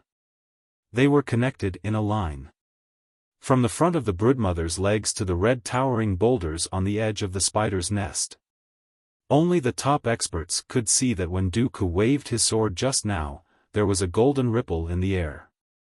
He broke through the turbid stench of the lair and swept through this not too small space. At first, the demigod fire demon hunter did not think it was possible. But he immediately saw that Bestelac's 6 long legs, which were almost as strong as his, were cut off in the middle by the golden line. Not only her legs, but there was also the sound of stones cracking. The golden lines on the stone wall behind the broodmother were all cut off. Because Duque swung his sword diagonally upward, the holy golden light caused the huge stones to immediately have a very smooth surface along the golden line, which was slightly inclined to the ground at an angle of 15 degrees. Several huge stones the size of hills were suddenly split in half and began to collapse diagonally under the effect of gravity. Everything around them seemed to be forced into a state of slow motion. Everyone could clearly see that the broodmother, who had lost her 6 legs, knelt forward along the slanted cut like a fanatic worshipping a supreme god. Bestelac's mouth was wide open. That should be an expression of horror, right? She screamed, "No." Even at this moment, she still did not give up. In a situation where she lost control of her body, she still used her broken 6 legs to kick with all her might. Moreover, there seemed to be a blazing flame spurting out of her buttocks, temporarily using it as a flame propeller. Her whole body rushed towards Duque. At this moment, Duque's raised arm suddenly retracted. The golden arc of light slashed out again. Duque showed everyone what a melee mage was with his actions. This time, everyone saw it. In the blazing hot blood mist that filled the sky, including the little spiders that had not been crushed to death by the collapsed boulders, everyone saw, the pair of forearms that Beth Tillac swung down suddenly rotated 360 degrees in a very strange posture, and then fell off from the joint position. The broken parts still carried a blazing aura like that of a flamethrower. Just like that, they spun in the air and flew to the back of her huge body. The flow of time seemed to have returned to normal. Only at this moment, did the collapsed boulders ruthlessly fall down, and very coincidentally, right on top of the broodmother's big buttocks. No! No! Ah ah ah! The broodmother screamed wildly, and at the same time began her ultimate move, smoldering destruction. If she really blew up the fire elements that had accumulated in her abdomen, it would probably be a small-scale nuclear explosion. There might even be a small mushroom cloud or something. However, Duque stretched out his left hand, grasped the air, and like extinguishing a spark, the fire was extinguished. Chapter 1817. No! This is impossible. The broodmother had completely collapsed. Her sharp mouthparts began to dig at the soil because of her position, but her body, which had lost 6 legs and 2 forearms, was still twisting unyieldingly. Everyone's mouths were wide open. Especially the fire demons who had just surrendered, they seemed to have seen the most incredible thing in their lives. Duque's performance was over before it even started. Those who did not know what was going on would think that Duque was just showing off the power of his melee mage. Only those who truly understood how to control the elements would understand what a terrifying thing Duque had just done. He had extinguished all the fire elements that a demigod monster had condensed. That was a terrifying amount of energy that was enough to blast everything within a radius of hundreds of meters into ashes. Duke, who controls the amount of elemental control in the fire elemental realm, is just that amazing. With a fire control technique similar to Law, he killed one of the guardians of the land of fire, Bestilak, the mother of spiders. Majordomo, she's yours. This is your reward for winning over all the fire demons to my side, Duque said calmly, and then left with the alliance of heroes. Majordomo was overjoyed on the spot. He had been working for Duke for many years. Although he had been forced to surrender in the beginning, after so many years, even if he was not outstanding, he still had hard work even if he did not make any contributions. This time, Duke had casually tossed him a commander-level demigod that had yet to perish. This was definitely a great gift from the heavens. All the existences in the land of fire were violent. They grew by constantly killing each other, absorbing each other's power, and finally achieving evolution again and again. Of course, over the past thousands of years, there had been many powerful fire elemental creatures who had challenged the fire demon king. When Ragnaros defeated the challengers again and again, this relatively stable power structure was formed. Now that Duque had appeared out of nowhere, there was a great chance that he could change all of this. Majordomo didn't care. He laughed as he pounced forward, his sharp claws piercing into the back of the broodmother's head. Beth Tillak let out the most mournful scream since the start of the battle. She called for help from her descendants, but she didn't expect her most cherished descendants of the nightmare web spider to abandon her without any affection. As Majordomo's sharp claws continued to extract her life force and flame essence, the broodmother's struggles and screams finally weakened and disappeared. In contrast, Majordomo's aura was rising. No, it was skyrocketing. He laughed loudly and allowed the sharp black bone spikes to pierce through his body. In just a few breaths, he had turned into a huge porcupine. The thing in the shape of a black sea urchin was burning more and more vigorously in the fanatical worship of the fire demons. It was conceivable that before long, a new demigod would be born from the corpse of an old demigod. Sean Knox stroked his 4 bushy mustaches and covered his mouth in the end. He was afraid that his ambition and fanaticism would be sensed by Majordomo. If it could be said that his previous surrender was a choice made out of helplessness, now he saw a new hope, a new path. Yes. As long as he showed his loyalty to the new master, he would be rewarded. Sean Knox's only remaining eye was filled with fanatical flames. Just as Duque killed a low-level demigod in 3 moves, the second group of demigods was also advancing. Against the lava giant leader Leolise, who was wrapped in thick layers of rock as armor and moved very slowly, the Bear Brothers' fatal 18 slaps were quite effective. If a mortal attacked it, they would have to attack its left and right feet, making it step on the volcano that it had summoned. This would erase the armor on its body, causing it to dig its own grave. Since they were also demigods, they didn't have to worry so much. It was a perfect example of, don't be afraid, just be tough. For huge bear paws kept flying, looking like they were doing the Big Dipper fist. Anyway, when the two giant bear monsters attacked, the sound was earth-shattering. It would be even better if it was accompanied by the sound effects of oh. As two demigods with magic and elemental support from the weave, their cooperation and attacks were even more violent. They smashed the obsidian armor on Leolise at a speed visible to the naked eye. Armor? Smashed them all. Obsidian monsters that wanted to provide armor for their boss? Smashed them to death all the same. The Bear brothers ignored all attacks and fought head-on. What was even more amazing was that Duque's weave was too powerful.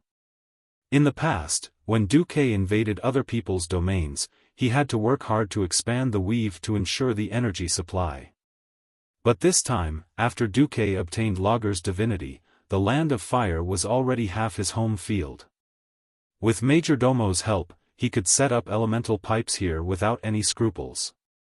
After absorbing the fire elemental energy into the weave, it would be converted into the energy needed by the demigods and directly supplied to them.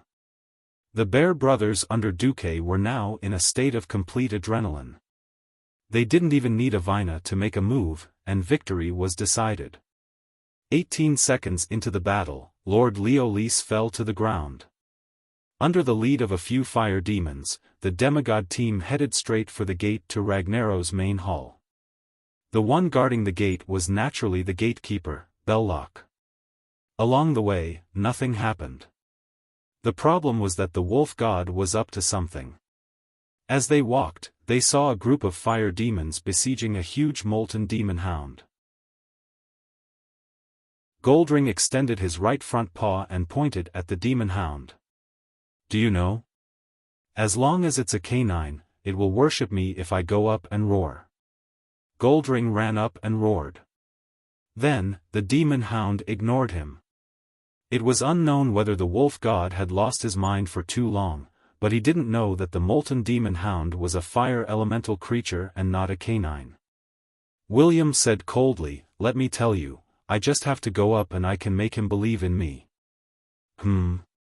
William charged up and used Bloodlust, Dragon's Roar, Wrath, and Bloodlust. Both swords slashed wildly in a dazzling manner, and it ended in less than 3 seconds. Seeing that the molten demon hound had turned into a dead dog and was lying on the ground in front of William, Goldring was puzzled. What kind of religion is this? William sheathed his sword and said seriously, "Many years ago, I heard my uncle, Duke Marcus, say something like this when he was drunk. His words left a deep impression on me. That is, when the sun rises in the east, only I am undefeatable. Scholarly and martial, the Divine Kitchen Knife Sect. He should be talking about us warriors." Goldring was dumbfounded. Chapter 1818. Facing Goldring, William felt a natural sense of weakness and helplessness. Goldring was a demigod invited by the Dream Queen, Isera. Moreover, Goldring had a good nature. No matter what, he was one of them. The problem was that a man talking to a wolf about life, values, and whatnot was just nonsense. Due to the difference in their worldviews, William couldn't convince Goldring at all. He couldn't beat him with words, nor could he beat him in a fight. Even if he could beat him, he couldn't really do it. Left with no choice, William could only learn the tricks that Duque had taught him. He talked about ideals, and you talked about life with him. He talked about life with you, and you talked about girls with him. Since Goldring couldn't be chased away, and he still needed William's help, William might as well lead him in circles. They could talk about anything except the *T of acknowledging one's ancestors. William was forced into a corner. He couldn't accept giving up his father's name of Rin. It had nothing to do with benefits. It was purely an honor as a man and a warrior. Originally, he wasn't close to Duque, mainly because he was a straightforward and impatient person. He wasn't like Duque, who had so many tricks up his sleeves. Now, he had to learn from Duque to go around a wolf god. It was a little ironic. The gatekeeper, Belrock, wasn't hard to find. The land of fire that descended on the southern foothills of Mount Hyjal wasn't big, but it wasn't small either. The core area was only a few hundred square kilometers. The road to Ragnaros was easy to find. It was in the northern part of the Molten Wilderness, and they could get there after defeating Belrock. It was as if some mysterious restriction had been placed on Bestelac and Lord Leolise. Before the two leaders were defeated, the road to Ragnaros' throne of destiny was covered with magma from an erupting volcano. When the news of the two leaders being killed came through the magic transmission, a huge fire elemental creature with the appearance of a Doom Walker demon appeared in front of the group of demigods and William. The eyes of the tortoise god Tatora, the wolf god Goldring, Cenarius, Howl, and William lit up at the same time. They had a natural antagonism towards demons. Perhaps they each had their own thoughts, but they all had a natural hostility towards the devil. The devil in front of him had obviously mutated. It had a typical pair of demon wings and reverse-bent calves, but its exposed limbs had mottled lava marks on them. His 7-story-tall body was as red as a burning iron. The strange light and heat made mortals subconsciously want to stay away from him. This team didn't have Duque's ice shield to isolate the air. However, William and the other two were wearing the magical gemstones that Duque had given them. These crystals contained a high concentration of mana and were connected to the magic net. It could be said that Duque was taking care of them remotely. William pointed at the gatekeeper standing behind the 4 fire elemental giants. Goldrin, why don't we make a small bet first? The wolf deity perked up. How is it? What are we betting on? If I win, you'll call me daddy? William snorted coldly. Let's bet on whose damage is higher in this battle, me or you. If I win, don't bother me until we finish fighting in the land of fire. The white-furred wolf deity squinted his wolf eyes. What if I win? I'll call you whatever you want for the time being. William was rather stubborn. The wolf deity immediately felt that there was hope. If he could call him daddy once, wouldn't there be a second and third time in the future? This was a good deal. All right. The wolf deity took the bait. On the other side, Brawl and Valilla grabbed onto William. Hey! William, are you confident? That's the wolf deity with high attack power. William would never hide anything from his old partners. Under normal circumstances, I'd definitely lose, but this time, I have Duque's help. When William mentioned Duque, the two friends stopped talking. Duque might be funny and unreliable, but when it came to big things, no one was more reliable than Duque. Valilla was more attentive and noticed William's strange behavior. What's wrong? Did Duque set some harsh conditions? William looked constipated. If we succeed this time, I'll have to respectfully call Duque uncle every time I see him. Pfft. The two friends burst out laughing. This could be considered a secret of Stormwind. Actually, in terms of age, Duque was not much older than William. He was only 7 or 8 years older. Strictly speaking, Duque and William were of the same generation. The bad thing was that Duque had started his career too early, and he was brothers with William's father and Anduin Lothar. He should have called him brother, but he had to call him uncle. As a straightforward boy, William could not accept it. For so many years, William would call Duque Duke or Commander-in-Chief in formal situations. In private, he would only call Duque Duque, and he would not call Duque uncle unless he had no other choice. He did not expect Duque to take advantage of William at such a time. Just thinking about it made him speechless. Valilla and Brawl were too embarrassed to attack William anymore. Of course, they understood that it was better for William to call a human, who was technically his elder, an uncle than a wolf, a father. The former was still reasonable, but the latter would ruin their worldview. This was simply picking the demon that was more pleasing to the eye, and then jumping into the pit. This battle. I'll take the lead with Tortola. William volunteered, which made the other demigods look at him with surprise. Berserkers were definitely more than enough to attract the enemy's attention, but they were too fragile. How could they compare to Tortola, who carried a tortoise shell all over the streets? I think that guy's flaming blade has a special effect that weakens physical defense. It's too much of a loss to let Tortola take the lead from the start, William said. Glorious flames, Belrock's attack will awaken a burning spark in the body of his main target. The physical damage received by the target will be increased by 20%, and the target's maximum HP will be increased by 20%. Every time Belrock triggered the glorious flames, he would receive a layer of the Soul of Fire effect.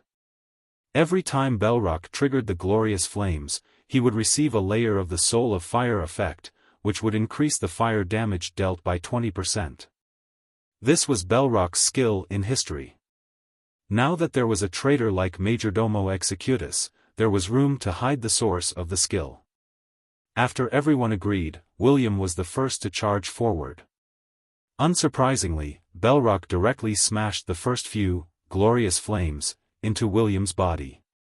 No one expected that the flames that were supposed to increase HP would have such a magnificent change. Chapter 18-19. Right now, a bunch of big shots in the Alliance had divine weapons in their hands. This was an era of heroes. This was a blessing, but it also troubled bards. It was easy to focus on one thing and lose sight of another, overlooking some powerful divine weapons. The two underrated divine swords, Sharatol, Shadow Ripper, and Aramine, Shadow Plunderer, were the victims of propaganda. To be fair, the power and special effects of these two divine weapons were definitely not weak. It was a pity that because of Duque, William, who was once the third most powerful person in the Alliance, seemed to be a little weak. Regardless of whether it was in the original history or in this life, William was not weak at all. He inherited the soul fragment of the wolf god Goldring, in addition to the body that was tempered by the cruel battles of the slave gladiators, the two divine weapon longswords, and the experience he gained from fighting against the semi-god rankers under Duke's leadership. It was no exaggeration to say that William in this life was stronger than he was in history. Because of Belrock's huge body, he naturally had the problem of moving too much in the eyes of mortals. William was known as a riding maniac, and his agility was also very high. The flaming demon's huge swords couldn't hit William at all. Instead, William seized the opportunity to use a knockoff, meteor blast chop, and ruthlessly slashed the great demon 18 times. What was more impressive was that William's swords were rare dual attribute divine weapons. Frowny-face Shadow Ripper had a significant increase in attack power for creatures with shadow energy in their bodies. It could also absorb flames and holy energy in the surroundings. William's HP should have increased by 20%, but it was all increased on his weapons. Shadow Plunderer could absorb the shadow energy in the enemy's body and slowly convert it into the light attribute. The gorgeous sword light was continuous, and each strike was fiercer and fiercer than the one before. It was as if William could kill this demigod demon single-handedly. If it wasn't for Tortola's transformation into a certain dragon tortoise and the hilarious but realistic windmill roll, where the tortoise's head smacked Belrock's buttocks hard, giving the archdemon a "your ass is broken, the floor is full of wounds, and your smile has turned yellow," Belrock might really have chased after Varian relentlessly. As a main MT, Tortola's taunt skills were impressive. Without seeing him do anything, he stretched his neck and aimed the tortoise's head at the great demon, giving him a sweet smile. A taunt skill that mortals couldn't even imagine took effect. No one knew whether Tortola, in Belrock's vision, was repeatedly ravaging him with his retractable head or something else. Anyway, Belrock waved his swords in exasperation and chased after Tortola's tortoise shell. Clang! Dang! Clang! Every single sword strike was deflected away, but the great demon Shirlaji continued slashing down. At this time, the rest of the fighters had also entered the arena. Goldring was a little nervous when he saw William slashing so happily. With a howl, it pounced from behind and attacked Belrock's back frantically, tearing with its claws and biting with its teeth. Demigods all had a scale in their hearts. Even without any statistics, they could tell whose damage was higher just by looking at the wound. Goldring said proudly, "Son, did you see that? This is the power of your father's attack." Battle depended on momentum. Imposing manner. Understand? At first, William wanted to go all out, but he suddenly heard Duque's voice. The aggro is about to shift. Just in time, let him attack. On the other side, the wolf god, who didn't know that he had gone too far, was acting recklessly. Who knew that the huge Belrock would suddenly turn his head and stare fiercely at him? Not good. Danger. But Goldring was still stubborn. It's okay. Look at my gorgeous agility and dodging abilities. At this moment, Goldring didn't notice that Belrock's originally dazzling swords had changed color. It was the color of a shadow as dark as ink. Blade of Destruction. Belrock spat out the name of this move. It was almost a convention that the Burning Legion's abyssals had the word destruction in their hands, and it was usually not bad. In fact, the wolf god had already made a magnificent leap backward, jumping a full 10 meters away. Unfortunately, it wasn't enough. The blade that was already 5 meters long suddenly extended like a tongue of flame. The long dark light slashed down, fiercely striking Goldring's waist that was almost bent backwards in midair. For a second, the bystanders thought that the great wolf god was going to be cut in half and die before he could even get started. Surprisingly, there were no external injuries. But at this moment, Goldring would rather have suffered external injuries. That was because the violent shadow energy had already penetrated his thick and beautiful white fur and directly entered his body, messing up his muscles and organs. Whoa, this was a downright sorrowful cry. It was also a classic example of extreme joy turning to sorrow. If it were a mortal, they would definitely kneel down after being slashed by this sword. Fortunately, he was Goldring, a powerful demigod with a demigod body. His body was not purely made of flesh and blood. A more important part of his body was his spiritual energy body. Even so, close to 90% of his life force had been destroyed by the sword just now. Cenarius, who was holding the line, was so scared that he almost peed his pants. They hadn't even seen Ragnaros yet. If they lost a main demigod, this battle would not be easy to fight. He didn't care about holding back. He immediately used Rejuvenation and Heal, followed by Tranquility, which was an ultimate skill that could heal the entire battlefield. Regardless of the fact that the power of the skill would be halved in the Land of Fire, he had to save the wolf god first. If this was in the game, the wolf god would be in a miserable state, and his HP would increase by a huge amount. The wolf god, who thought that he was awesome but almost became a fool, subconsciously jumped a few steps towards Cenarius with his tail between his legs. At this time, it was still better to stay close to the healer. William was inexplicably shocked at first. Then, he heard Duque's shameless laughter. Don't worry, Belrock is only scary with this move. He can't make any other attacks in the shadow state. As long as you don't get hit consecutively, you won't die. William almost couldn't help but laugh. Uncle Duque, you're too bad. How am I bad? You were the one who asked for my help.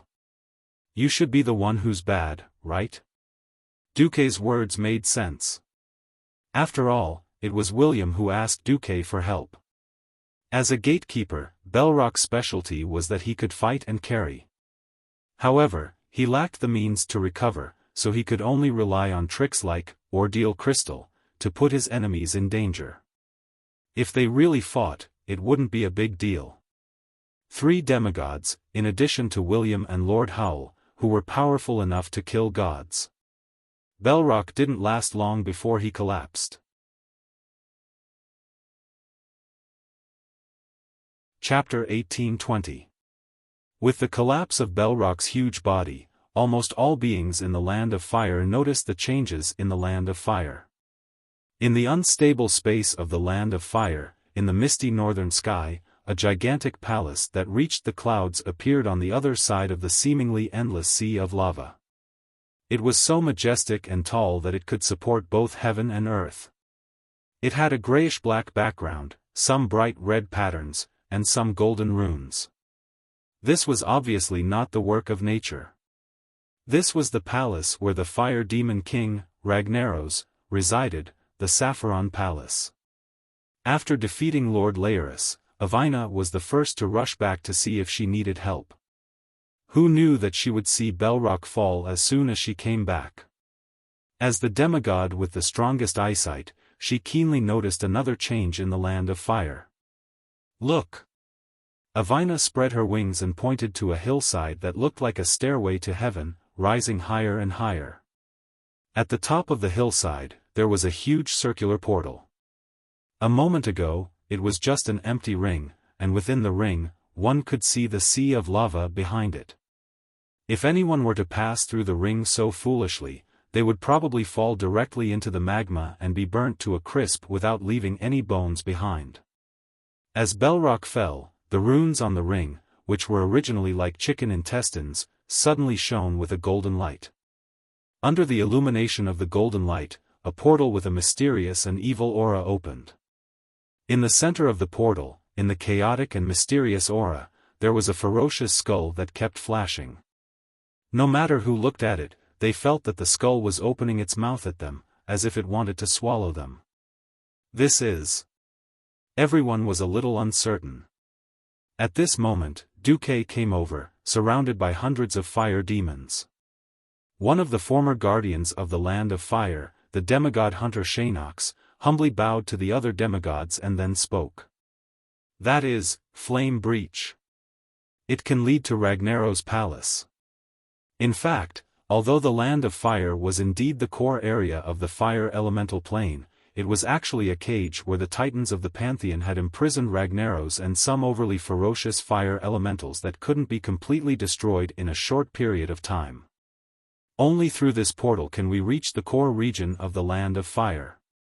Major Domo pondered for a moment and added, Ragnaros has been severely injured twice so far, and his soul has become loose.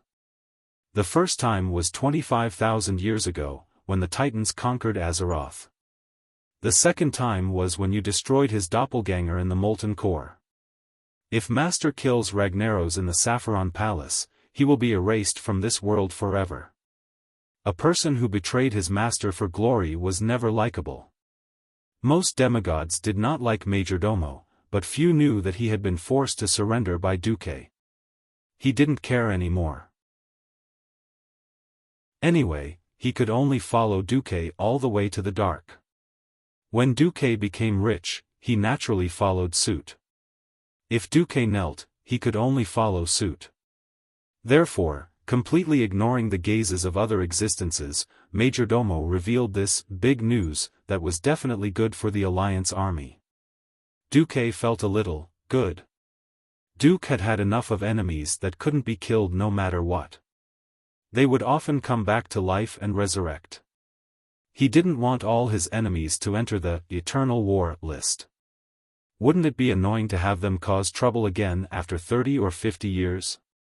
Since there was a chance, this time, he had to make Ragnaros kneel and sing Bleak. Let's go. The ferocious skull on top of the fire crevice kept opening and closing as if it was trying to scare the intruder or swallow the intruder in one bite. Duque was not interested in this boring trick of pretending to be scary. To be safe, he, who was best at spatial magic among demigods, naturally reached out, a tish, and inserted it into the portal. As soon as he touched it, Duque almost laughed out loud. He didn't know if the fire elemental fellows were careless in the first place, or if they were born with low vigilance. They felt that if there really was an enemy, they could easily get rid of the enemy with their strength. Without a butler in such a huge land of fire, it felt like Lager was deaf and blind. Duque could clearly sense that Ragnaros didn't even put any of his divine thoughts on the land of fire. He didn't even have the thought of being vigilant, let alone being on guard. Lager was trying hard to communicate with the fire elemental elements in the whole of Azeroth, attempting to tame all the fire elemental elements in the world and turn them into his subordinates. No wonder this guy has a total of 2 managers. Duque muttered.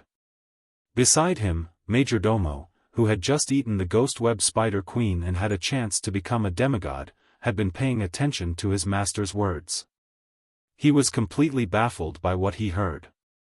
He couldn't possibly understand. Duque was talking about him and Fandral Staghelm, who was supposed to be the next manager. Lager was like an illiterate lord. Because he was too uncultured and only knew how to act rashly, all management matters could only be handed over to the managers. Now that history had changed, Fandral Staghelm didn't defect to the enemy, so naturally, there was no more managers. There was also the rather troublesome flame-druid combination in history. One demigod after another passed through the fiery rift. They arrived in front of a huge palace with its doors wide open. Who are you? This isn't a place mortals are allowed to come. At least a few fire elemental creatures appeared. 2 fat fire elemental, flame archons, and 2 lava giants with magma flowing all over their bodies, molten flame fathers, were all the soldiers guarding the gate. They were all high attack, high HP, and hard to deal with lava sputtering. If they were just mortal powerhouses, it might be a little difficult. But Duque had more than half a dozen demigods on his side. The bear brothers howled and pounced together. There were other wolves faster than them. The wolf god had just lost and was depressed. Because Belloc had taken out 90% of his HP, Goldring was restrained in the latter half of the previous battle, so he naturally couldn't beat Varian. The wolf god was rather unreliable when it came to recognizing other races as his sons, but he was still very principled. He said he wouldn't call him Sun Smash, so he wouldn't. He vented all his anger on the little monsters. Other beings might be afraid of the lava damage from these elite monsters, but Goldring's defense and vitality weren't considered strong among demigods. But before he became the god of the wilderness, he was born as a winter wolf. He walked in the polar regions and was born with frost elements. The surface of his body was surrounded by a freezing aura that was far stronger than the ice barrier of a Breaking Dawn mage, and it was very effective against fire elemental monsters.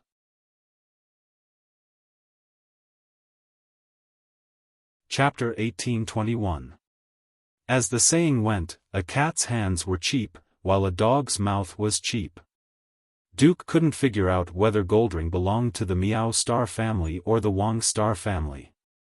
The wolf god was very fast. Mortals could at most attack the father of molten flames with the speed of a tortoise robbing a snail, but Goldring was robbing a snail-level lava giant at the speed of a cheetah. With a single leap, he flew up 5 stories high. His 4 claws and mouth attacked at the same time, and with lightning speed, he plucked off the lava armor on the giant's arm almost instantly. He had broken through 5 layers of armor as soon as he entered the battlefield. Goldring's white shadow flashed left and right a few times, and the rock giant turned into an ordinary giant with bright lava flowing all over it. Cenarius, who had been depressed by Duque for a long time and had been a babysitter for a long time, had never beaten anyone up before. It was rare for him to show off. He posed in a Vsop centaur pose, raised his front hooves high in the air, and a javelin made of vines automatically formed in his right hand. Cenarius exhaled and shouted, "Ha!" With a loud shout, a green vine spear cut through the scorching sky, like a man taking a piss. It split in half in the air and shot directly into the chests of two fathers of molten flames who had stripped off their outer layer of rock. A touch of green rose from the foreheads of the two high-level lava giants. It was as if they saw something they had never seen before in their lives, a vast grassland overflowing with green. For high-level elites lay dead just like that, leaving only lava residue on the ground. Demigods wouldn't be interested in the corpses of this level of trash. But Shanox's two molten hounds were different. They rushed forward eagerly and tasted the delicious flame essence left behind after the death of their compatriots. Without needing Duque to do anything, the group continued to advance deeper into the Saffron Fortress. As a player in his previous life, when Duque entered the fortress, he would complain about who had built such a gorgeous palace for Lager. Later, he found out that it was actually in the style of the Titans. The servants of the Titans were built according to the standards of a prison. This fortress was a prison. But even if it was made into a prison, it was still too beautiful. Most of the doors here were standard circular, and the flame characters on the circular borders gave off a smooth feeling of Latin. The brownish-black floor, paired with a large red round ball, highlighted the identity of the prisoners in this prison. Golden hemispherical braziers could be seen from time to time, with a golden band around them. They looked like a combination of Saturn and its rings. It was quite sci-fi. A fire elemental that looked as strong as Baron Geddon of the Molten Core blocked the only path. If it were 10 years ago, Duque and his hero alliance would have a headache encountering this fellow. At the very least, he wouldn't be able to escape after 20 minutes of intense fighting. However, times were changing. After experiencing many battles, the heroes were also growing rapidly. Especially when the will of planet Azeroth was slowly unlocking the limits of what mortals could achieve, the Lava Dominator, which was equivalent to a boss monster in the Dark Portal for 15 years, was nothing more than an appetizer. Without the demigod taking action, the Alliance heroes would beat it to death. Entering a huge hall, there was only a narrow path leading to the platform in the center of the lava lake. As the Alliance army approached, two dark green bugs, Molten Burner, and Molten Spitter, suddenly emerged from the lava on both sides of the path. As soon as they came out, they spat directly in the faces of the Alliance warriors. Unfortunately, their attacks couldn't even break through Duque's ice shield. The raven goddess Avienna flapped her wings and casually shot them with a few lightning arrows. Ragnaros's mountain-like figure entered the vision of every powerhouse in the coalition army. He was too huge, so huge that it was impossible to ignore. His lower body was immersed in the lava, and every inch of his skin and limbs exposed to the air was made of golden flames. The metal gauntlets, pauldrons, and breastplates that seemed to be made of black iron were full of earthworm-shaped runes similar to the decorations on the gates of the Saffron Fortress. If his calculations weren't wrong, these should be the shackles that the Titans had left him back then. The aura of a demigod was extremely powerful, not to mention a bunch of demigods. Among the many powerful auras, there were a few that were strong enough to wake Ragnaros up. What?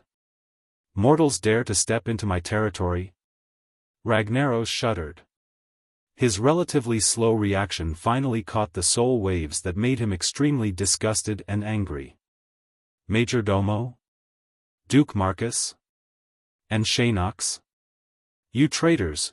Ragnaros was so angry that even though his words were a bit messed up, his anger directly ignited the intense reaction of every drop of lava and every bit of fire element in the fortress. With his earth-shattering roar, the entire fortress, and even the entire fiery land, could clearly feel the tremors. It was as if a huge ancient volcano was about to erupt in the next second, spewing out terrifying lava that could cover 3,000 kilometers. The two fire demon leaders were shocked. They had an almost natural fear of their former master. It was the painful memory of being brutally abused countless years ago, and it was also the accumulated power that couldn't be erased after thousands of years. They were a little scared on the spot. How could Duque give in to them? If they gave in, wouldn't it be a slap in the face to their new master, Duque? Duque smiled. His voice spread out with divine power and instantly spread across the battlefield. Snap! Duque snapped his fingers crisply. The sound wasn't loud, but it was as if the most mysterious switch had been pressed. All of a sudden, the fire elements and surging lava in the entire Saffron fortress all calmed down. Ragnaros immediately realized that it was Duque who defeated his clone and robbed him of his divinity and control of the elements in the fiery land. Then, he used that control to control the situation. Ragnaros cursed, "You despicable thief." Amused, Duque tilted his head and laughed. Thief? Why do I clearly remember that I killed my way into your clone's lair, the molten core, and killed your clone before openly snatching the power that originally belonged to you. As for you insulting me as a thief, I would like to express my deepest protest. If possible, please call me a thief with divinity. He was just robbing a thief, yet he sounded so righteous and dignified. Several of Duque's women laughed on the spot. Tyrant even smiled brightly, without a trace of the dignified high priestess. While Duque's women were amused, Ragnaros was naturally even angrier. Robber! Traitor! Destroy all of you! I will watch you burn. Fire will purify everything.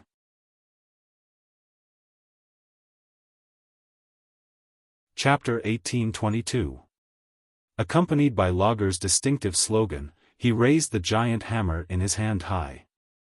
The hammer head alone looked as huge as a heavy tank. It was covered in spikes and surrounded by a temperature of over 10,000 degrees. It was very powerful. Duke knew that this was no longer the hand of Ragnaros the Balrog that Logger liked to use the most. Instead, it was a lower level hand of scorching destruction. This two-handed hammer was equally powerful, but in theory, it definitely didn't have the terrifying power to kill someone instantly. In fact, it couldn't be calculated that way. The divine artifact, the Balrog hammer, was held in the hands of Logger's clone, so its power was extremely limited.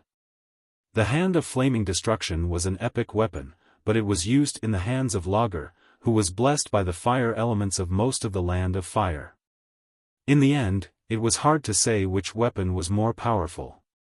Of course, there was another saying, the Balrog hammer was the Balrog hammer precisely because it was held in the hands of a Balrog. Only in Ragnaros's hands would this hammer be the genuine, Savra's. Suddenly, he felt a little lucky that because Magni Bronzebeard had turned into a diamond, the divine artifact, the Balrog hammer, was temporarily passed on to his younger brother, Muradin, and was not present today. If the original Balrog hand had appeared, it was really hard to predict what would have happened. Even Duque didn't dare to take Ragnaros's angry blow head-on. It couldn't be helped. Not every demigod had strong vitality and defense. For example, Medivh did have strong magic power and magic attack power, but when he didn't use a magic shield, he was not much stronger than an ordinary human man. Duque had used 3 elements to completely strengthen his body, but he was a human. No matter how much he strengthened himself, he wouldn't be more durable than a dragon with half his body. When Ragnaros began to spread his fire domain and the other elements couldn't operate well, Duque didn't want to casually break through space and use flash when facing Logger's hammer. A true top expert who had stepped into the divine realm was extremely difficult to fool. Duque couldn't guarantee that his teleportation would be seen through. Therefore, Duque decided to call for help. He circulated his chi in his dantian and shouted, "Big bear." In the next moment, a giant bear that was walking on its hind legs swayed its big bear butt and used charge to knock away Ragnaros, Savra's, right before it was about to slam down on it. As he worked, the demigod did not forget to mock Duque fiercely. "How many times have I told you?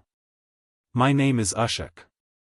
Duque didn't care and shouted again, "Bear too. F***ck. My name is User."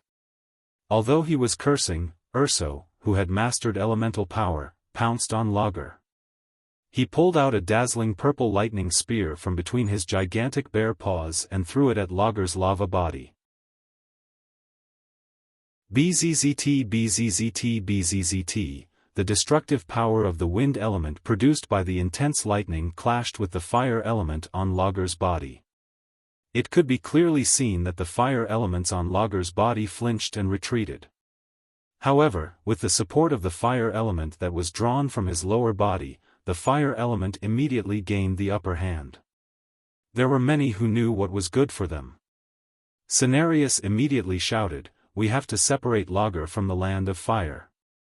Otherwise, we will be fighting against the entire plane with our limited power." No matter how strong a demigod was, compared to the vast world, he was just a tiny speck of light. "What do we do?" Tyrant hurriedly asked in Duque's ear. Duque used the system to scan the surrounding environment. He narrowed his eyes and said quickly, "Attack with full force." There is a limit to how fast Ragnaros can replenish fire element from the land of fire.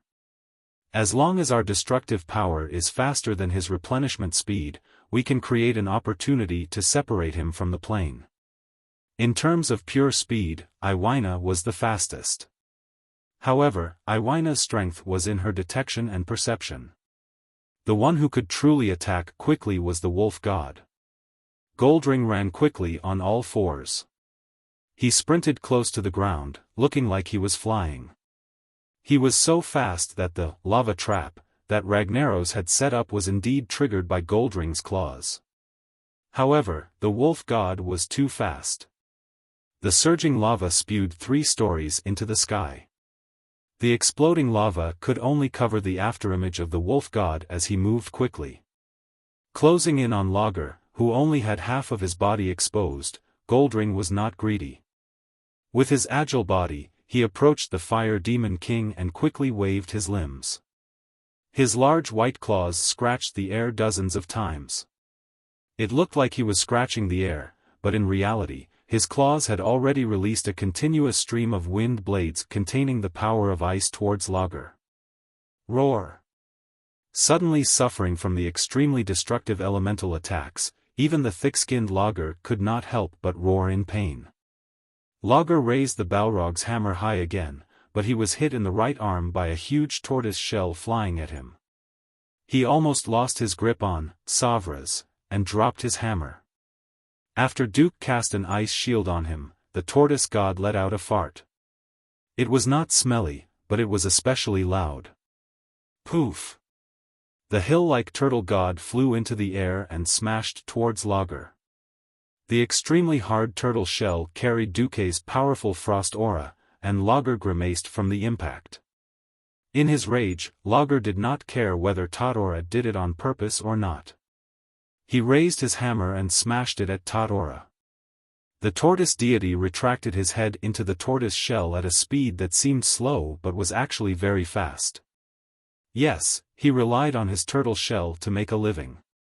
You can smash it all you want, but if you really break it, it's my loss.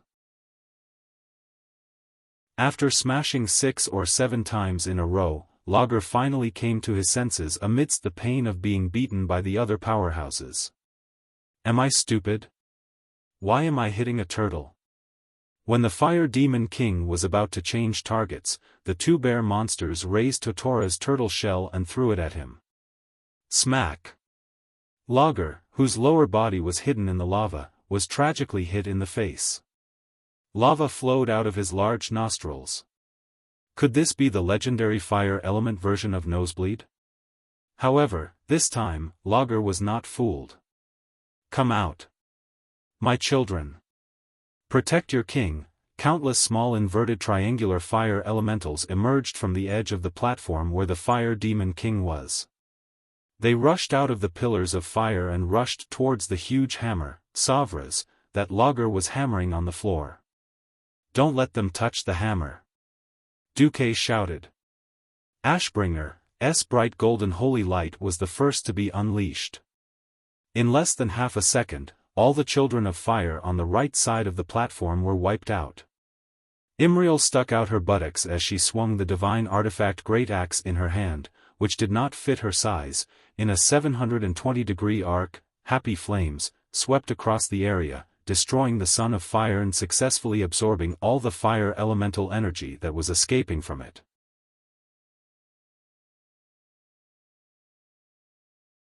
Chapter 1823. While the mortal heroes were busy dealing with the Son of Fire, Ragnaros hid. He completely hid his huge body in the lava lake in the middle of the platform. Not only that, but every 4 seconds, a dozen scorching lava arrows would shoot out from the boiling lava lake. Lager, who seemed to be a product of surging lava, actually had a different kind of scheme. He aimed every lava arrow at the heroes and demigods on the platform. Kalia could not dodge in time, and a lava arrow blasted into her body. If she had not swung the Varanel Ancient King's hammer in her hand at the last moment, and the head of the hammer floating above the handle suddenly bloomed with a soft golden light, blocking the blow with a huge shield, Kalia might have been disfigured. This was only a theoretical possibility. Kalia tilted her head and saw that Duque was looking at her. Duque was probably testing her skills and reaction speed. Kalia smiled sweetly at Duque. This was a response to his concern. After so many battles, the clumsy princess was now the main priest of the Alliance's hero group. Unless the enemy was too far apart, normal attacks really couldn't threaten her. No one thought that this scene would be seen by Lager, who was hiding under the lava. The eyes of fire elemental creatures were always just decorations. They didn't really have eyes. What they used to see the world was actually sensing the elements of the world around them. In their perception, the world was roughly and simply divided into 4 elements: earth, water, fire, and wind. The surrounding fire elementals could see the situation, which meant that Lager himself had seen it. Seeing that his plan to summon the Son of Fire into Savras had been ruined, Lager stopped hiding and poked his upper body out of the lava lake. Watch out! The lava lake that the Fire Demon King is hiding in is another space. Duque finally realized. He didn't expect the seemingly reckless and irascible Lager to have such a cunning side. The Saffron Fortress was originally an independent space within the independent space of the Land of Fire. Who knew that there was another freaking space in the space? This kind of overlapping relationship really made one's scalp go numb. So what if I know? In the Land of Fire, I'm absolutely invincible, Lager roared proudly.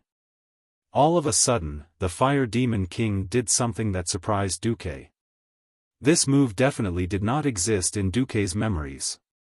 Unlike in the original history, Ragnaros's momentum at the moment was that he wanted to kill all the invaders. First, he gave it a big slap. His left hand suddenly swept from left to right. Not only did his golden left palm emit a high temperature, but it also sent Urso flying more than 10 meters away.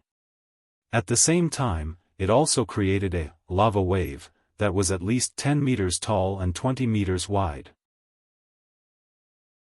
No matter how well equipped they were and how many fire resistance potions they had prepared beforehand, no mortal hero would be willing to bathe in the suffocating, invisible lava. That kind of deadly heat in the darkness would cause nightmares after just one.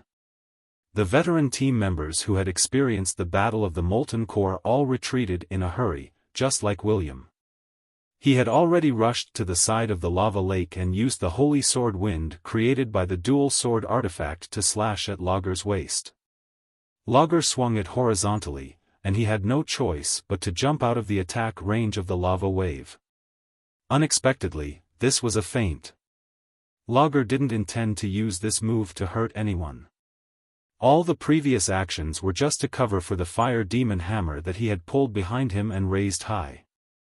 Cenarius, who was at the outermost part of the platform, saw everything clearly. He immediately exclaimed, "Be careful." It wasn't that they didn't want to be careful. A fire giant whose upper body was 10 stories tall was extremely fast and terrifying. Anyone who had faced it before would know how terrifying it was. If it was just a simple physical attack, it would be terrifying enough. Not to mention, before this attack, Ragnaros had forcefully used his greater control of the elements to push away all the other elements on the platform. When the fire element was more than 99% dominant in a certain space, using other elemental magic would become a joke. If one wasn't a demigod, they probably wouldn't even be able to activate a life-saving skill like Ice Barrier. When Logger did this, Duque already felt that something was wrong. He also had a share of control in the fire elemental realm. Unfortunately, after the Land of Fire was connected to Azeroth and was replenished with new fire elements, his share was indirectly diluted. Even if he killed a few leaders and secretly snatched the elements in the Land of Fire, Duque's control of the fire elements in Logger's lair would not exceed 20%. Duque didn't know who Logger was going to attack. As a demigod of the magic net who made a living by controlling elements, Duque's first priority was to seize control of the elements nearby. He regained control in half a breath, and it even reached about 40%. However, Logger's all-out attack had already arrived. At this moment, Duque finally realized that Logger's target was Kalia. In a team battle, get rid of the opponent's healer first. This was common sense, and there was nothing wrong with it. Duque also knew that if he were in Logger's shoes, he would do the same. However, when Logger's, Savra's, Balrog smashed towards Kalia, Duque was still furious. Logger. F***CKU, time seemed to have stopped.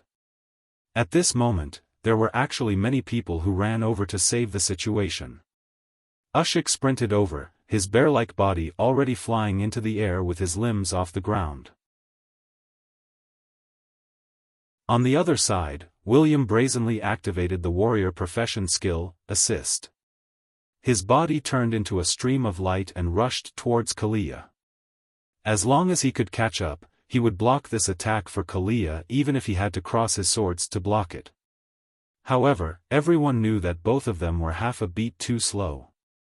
Based on the attack speed and trajectory, the Balrog hammer would hit Kalia before they could. How was a human priest going to block this huge hammer that weighed more than 100 tons and contained a huge amount of fire elements? The answer was definitely that she couldn't. Just when everyone thought that Kalia's body would explode and she would die from this blow, Duque made his move. Pharaoh was never known for his defense. Even though Duque was a demigod, he didn't have the body to block Logger's full-powered physical attack. Duque had his own way of dealing with Duque. Unknowingly, his divine artifact sword had merged with his staff once again. A strange divine artifact spear turned into a gorgeous arc of light and pierced the bottom of Logger's Balrog hammer.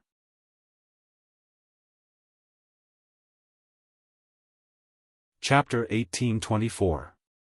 The momentum of Ragnaros's hammer was absolutely astonishing. However, when a landslide would not affect anyone, no matter how powerful it was no different from fireworks. All that was left was a spectacular sight. Oh, and a bang. Duque had never thought of facing an enemy like Logger, who was both an elemental and a strength type. His spear strike was similar to Tai Chi, which was able to move 1,000 kilograms with little effort. He did not deliberately block it. Instead, he used the simple principle of leverage to cause Logger's hammer to miss. When the spear struck, the end of the hammer's handle rose slightly, and the huge hammer head fell down in advance. In order to prevent the allied forces from protecting Kalia, Logger did not hold back in this hammer strike. This also meant that he had lost all room for adjustment. The hammerhead that was as big as a house came crashing down. Just the hard quadrangular protrusions on the hammerhead brushed past the outside of Kalia's body, and the protection blessing that Logger had thrown at Kalia shattered. In the face of a higher level of absolute destructive power, the so-called protection blessing that could protect teammates from physical damage for a certain period of time was nothing more than a joke. When Kalia hurriedly retreated, a strand of blonde hair that had been hanging in front of her left chest rose as she leaned back. Because it was out of the protection range of Holy Word, shield, it only brushed past and was instantly turned to ashes by the flames of Savras. After narrowly escaping death, all that was left was fear. Lager roared angrily and unwillingly raised 3 fingers on his left hand. Dozens of sparks of various sizes suddenly lit up on the ground around Kalia. This was a battle in a world of flames. Flying sparks and splashing lava droplets were nothing out of the ordinary. Existences with weaker elemental sensing would be hit by it in minutes. This wasn't some Mars. It was a highly variable, molten core. If left alone, it would absorb the fire elements in the surroundings within 1 to 2 seconds and turn into molten hellfire, turning the surroundings into a purgatory. Unfortunately, Lager was facing Duque, who had the strongest elemental sensing in the world. After dodging Lager's counterattack, Duque waved his hand, and the sparks that had just begun to light up disappeared without a trace, like chalk being erased from a blackboard. Humph! Lager snorted coldly. Only now did Kalia truly feel a lingering fear. Her pure and pretty face instantly turned deathly pale. It seemed like Lager's attack had come to an end, but who would have thought that a scream would come from midair? No one noticed it until a scream rang out. Everyone looked over and saw that the Raven Goddess was bathed in flames and had fallen head first. From the looks of it, he didn't fall onto the platform, but into the lava lake in the distance. No one knew what had happened. Only Duque, through the records of the system elf, could see from the quick replay that Lager had used the moment he missed Kalia's attack to smash his hammer into the lava lake, creating a huge wave of lava that was tens of meters high. His ferocious attack had paralyzed Divina, making her think that it was just the aftermath of his attack. Who knew that his left hook would suddenly appear in the middle of the huge wave? Without any buffer, Avienna, who was in mid-air, took Lager's punch. "I'll go save her." The agile wolf god flew away and left the battlefield. With the momentum of his wave-like subtle steps, his claws barely touched the surface of the lava lake outside the platform as he sprinted across the lake. With a gorgeous pounce, he managed to catch Avienna before she fell into the lava. For a second, Duque almost wanted to warn Avienna, "Grow wretchedly and don't be reckless." No matter what, this was the first demigod that Lager had crippled. Soon, the second demigod that had retreated was born. No one had expected it to be Tortola. The turtle god also had his limitations. He was very strong in pure defense. What everyone had to consider was that his original body was a turtle. After leaving the familiar ocean and coming to land, his strength was slightly discounted. When he reached the land of fire, he had to give another 50% discount. His defense against physical attacks was indeed impressive, but Savra's main attack method was the fire element. Duque had already been continuously injecting frost elements into Tortola's body to offset the power of the fire element, but he had received too much fire element. When he couldn't expel it from his body, Tortola's demigod body was directly affected. His tortoise skin was drying and cracking, and his limbs were becoming sluggish. In the end, he couldn't even stand. Like a billiard ball, Lager hit his turtle shell horizontally and sent Tortola flying near the fortress gate. Shocking. Lager had seen through Tortola's weakness, slow movement. The turtle god's movements were slow due to a lack of water. Who knew how long it would take for him to crawl back to the center of the battlefield? That guy's turtle shell was measured in tons. Apart from him, who could carry such a large turtle shell back? Perhaps the Bear Brothers could. The important thing was that the Bear Brothers had already taken over Tortola's position and became the main MT. Duque frowned. With the support of the entire plane, Lager's combat strength was a little beyond imagination. "Duque, are you done yet?" Cenarius was already a little anxious. One's personality determined one's fighting style. Duque's personality of planning before taking action meant that he wasn't the type to attack fiercely the moment he appeared, unless he had the ability to absolutely crush his opponent. Contrary to the way he instantly killed the broodmother Beth Tillich, after Duque started fighting, he spent most of his time throwing frost arrows unhurriedly and occasionally saving the situation. In fact, Duque was taking drastic measures to fight with Ragnaros for the elemental dominance of the Sapphiron fortress and even the entire land of fire. Not every demigod had the ability to multitask like him. Most powerhouses could only focus on one thing at a certain time. Lager was desperately defending against the attacks of many demigods in reality, so he couldn't focus on controlling the elemental dominance over a wide area. In a sense, Duque was fiercely waving his hoe and trying to take advantage of Lager's weakness. Duque was generally very successful. The only problem was that Lager's control over the elements was extremely rough. Generally speaking, the most standard way to fight for elemental dominance was to inject one's will into the elemental energy mass. When the element completely acted according to one's will, one would obtain the control over that element. It was a competition of the resistance and invasion of one's will. However, Lager didn't fight against Duque at all. Invasion of Duque's will? Alright. Lager directly gave this mass of elemental energy to Duque.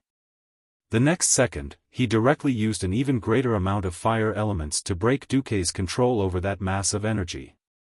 To achieve elemental dominance, there was a minimum amount of will that needed to be injected per unit volume. What Lager did was to continuously hurt people with his own will. More and more fire elements rushed in at high speed, constantly diluting Duque's willpower, so that Duque couldn't form absolute control over any of the fire elements.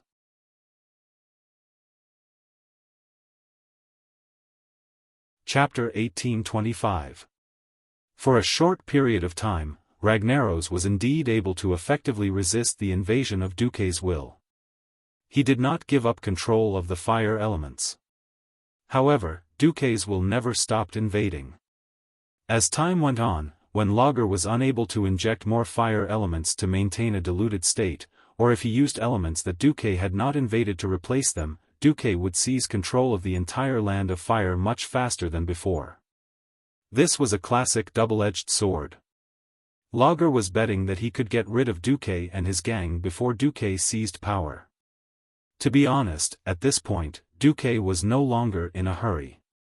Lager's method was actually very much in line with his fiery temper. Pure fire element was like a one-shot attack. If he could not kill the enemy, he would die of exhaustion. In a sense, fire element was not very compatible with Duque's temperament. Duque was completely relying on his rich knowledge of thermodynamics as a transmigrator and the help of the system to snatch the meat from Lager. If it was just a simple battle between Duque and Lager, Duque might really be exhausted to death by Lager, who had more resources and the geographical advantage. Unfortunately, since Lord Lager loudly said that he wanted to burn the entire Azeroth to ashes, then don't blame the will of the planet Azeroth for sending a bunch of big shots to kill you. The four major elemental realms approached Azeroth and broke through the spatial barrier. In turn, Azeroth instructed Isra to resurrect more demigods to fight back. This was originally a counterattack in line with the will of the planet. As Duque began to suppress Ragnaros in the amount of elements in the land of fire, Lager was busy dealing with Duque and did not have the time to use fire elements to repel other elements. This also indirectly freed a certain demigod. Lager wanted to win quickly, but he was being too presumptuous.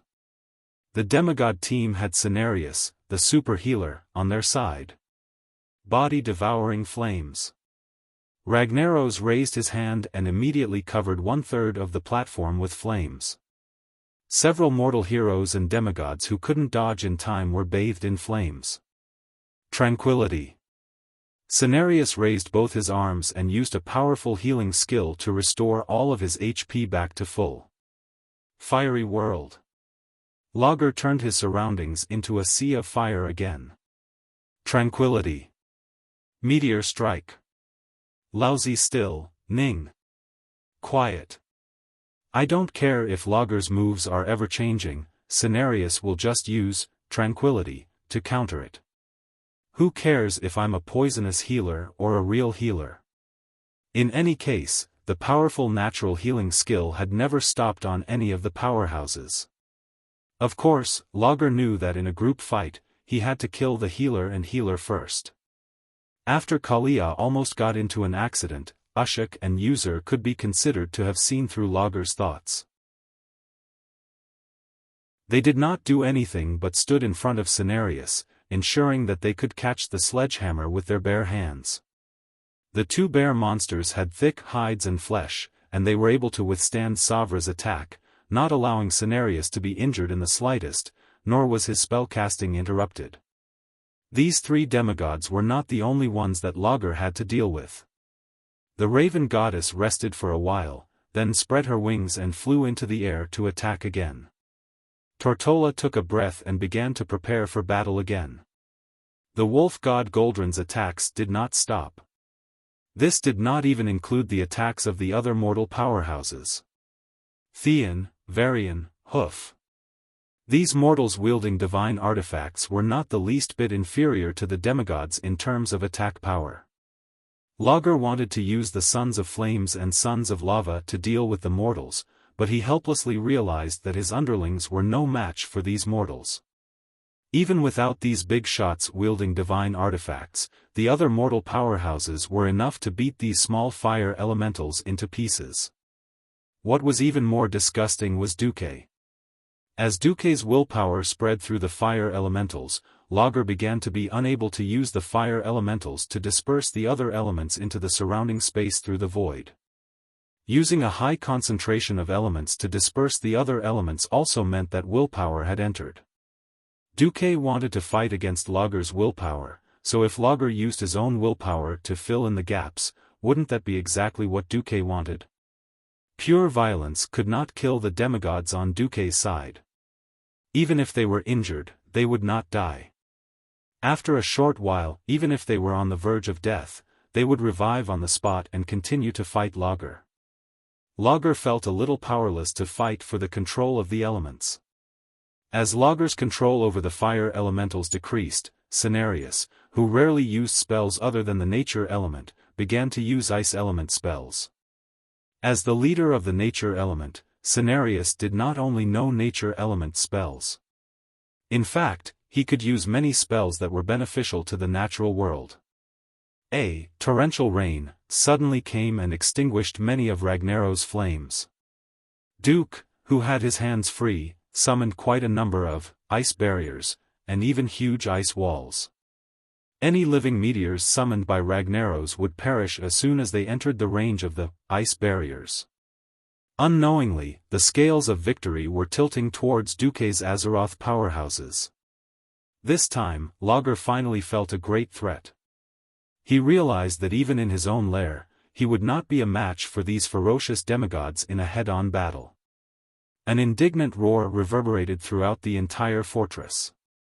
Lager's roar shook the eardrums of every powerhouse. Bastards! Do you think this is the end? No. The land of fire is mine. All the fire elementals in this world are mine too. No one can steal my power. Despicable thief, Duke Marcus. I'll fight you now. It seemed like Lager was ready to fight Duque alone.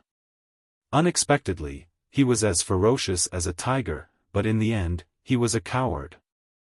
Ragnaros actually used the gigantic Savras to sweep it horizontally, forcing back all the demigods and humans who were close to him. Then, he dove into the lava lake again. However, this was not as simple as sneaking in to recover his HP. Instead, he was attempting to enter the most mysterious and heavily guarded independent space in the fire elemental realm. Without being disturbed by the outside world, he would focus on seizing control of the fire elemental realm from Duke. Oh no! That coward is running away. Although Duque had long expected that Lager would be a coward, he did not expect that this guy would actually want to run away in the third stage. Duque really wanted to yell, "Director! This villain is acting on his own instead of following the script." Fortunately, Duque is not alone. Behind him, there were many people doing odd jobs. When Duque held Atish, and used the power of space to block the entrance of the lava lake where Ragnaros dived into, the other demigods exerted their strength. Humph!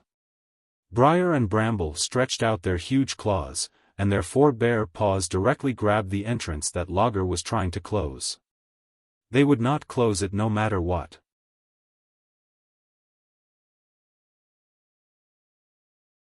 Chapter 1826. Good job. Cenarius waved his hands and made a fishing gesture. A thick vine appeared out of thin air and flew into the middle of the lava lake. A vine that was not much thicker than a person's thigh was thrown into the churning lava lake that was at least 10,000 degrees Celsius. No matter how one looked at it, it was no different from throwing a meat bun at a dog. Under normal circumstances, everyone would be able to see this vine turn into a rope of fire. However, in a battle between demigods, it was never a test of form, but a contest of divine power.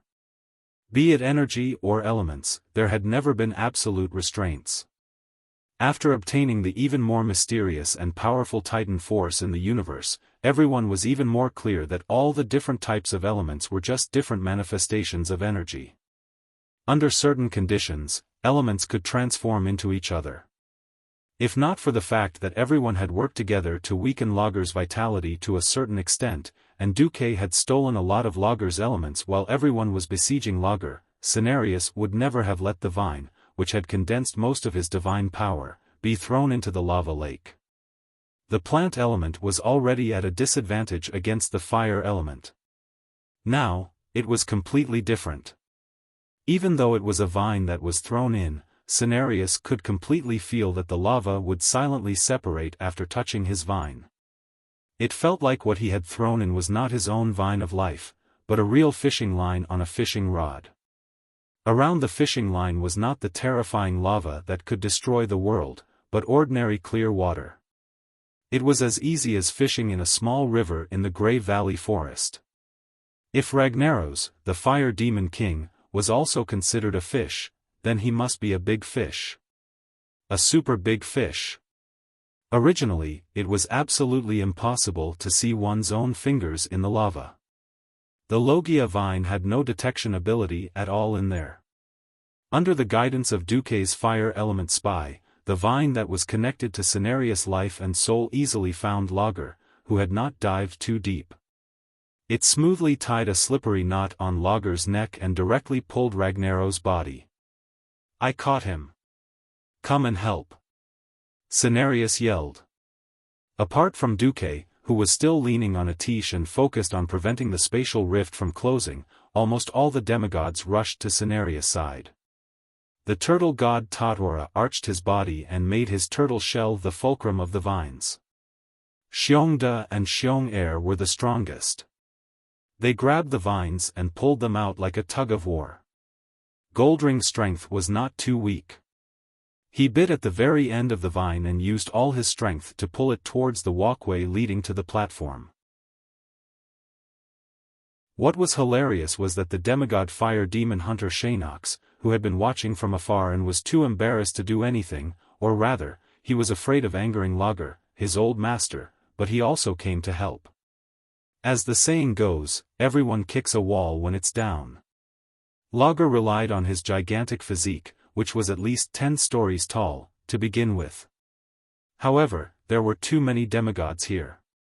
Apart from the Raven Goddess and Cenarius, who were slightly weaker in strength, the others were all demigods with decent strength. As the saying went, who could be blamed for challenging the entire world in a moment of excitement? With the combined efforts of the group of demigods, Logger could not even be a coward this time. He was directly pulled out of the final safe haven. I'll separate him from the land of fire. Duque yelled. The involvement of Cenarius and the other demigods undoubtedly separated Logger's god. While Logger was busy struggling in the lava lake, Duque suddenly increased the pace of his attacks. Many mortal heroes noticed that the lava lake that Logger had dived into had started to cool down. Even though they could still see the golden light shining from below, the surface of the lava lake had undoubtedly started to solidify.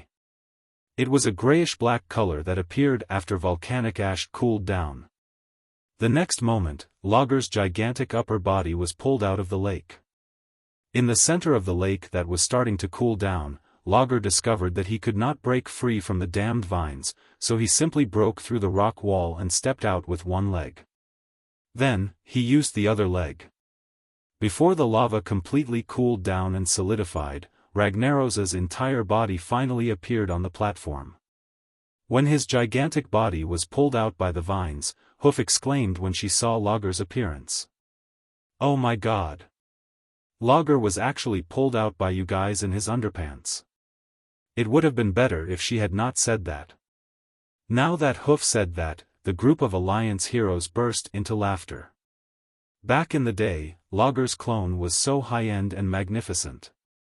His burly upper body, domineering bracers, armor, and breastplate, the gigantic fire demon warhammer that seemed to collapse mountains every time he waved it, and his lower body was constantly spinning like a fire tornado.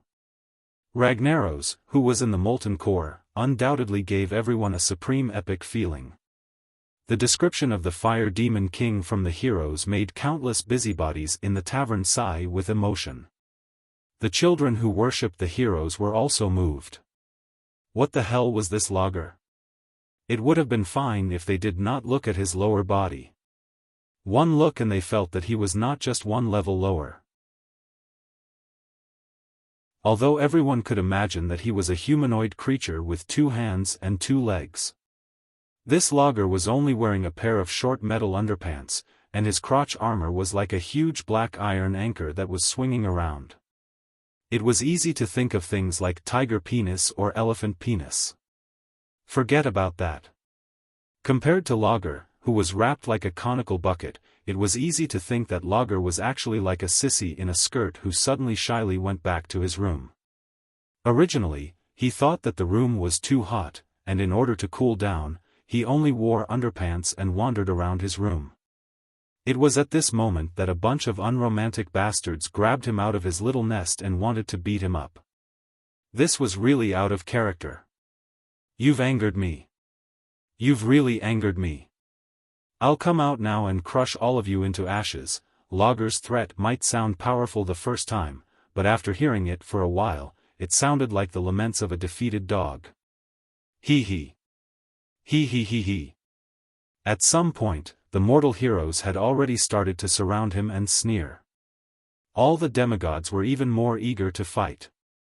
If Ragnaros was connected to the land of fire and had endless elemental energy to replenish himself, perhaps no demigod here could defeat him. However, when no one called for external help, and only used their own stored energy to have a fair duel, then there really were a few demigods who lived up to Logger's name. "Son, watch Daddy's performance." It was not that Goldring did not mean to break his promise, it was just that he had suffered for a long time, and in a moment of excitement, he had forgotten. You're tuning in to the Xiaofan's Wuxia Tales YouTube channel. Don't forget to subscribe and join us on this journey to catch the most captivating stories.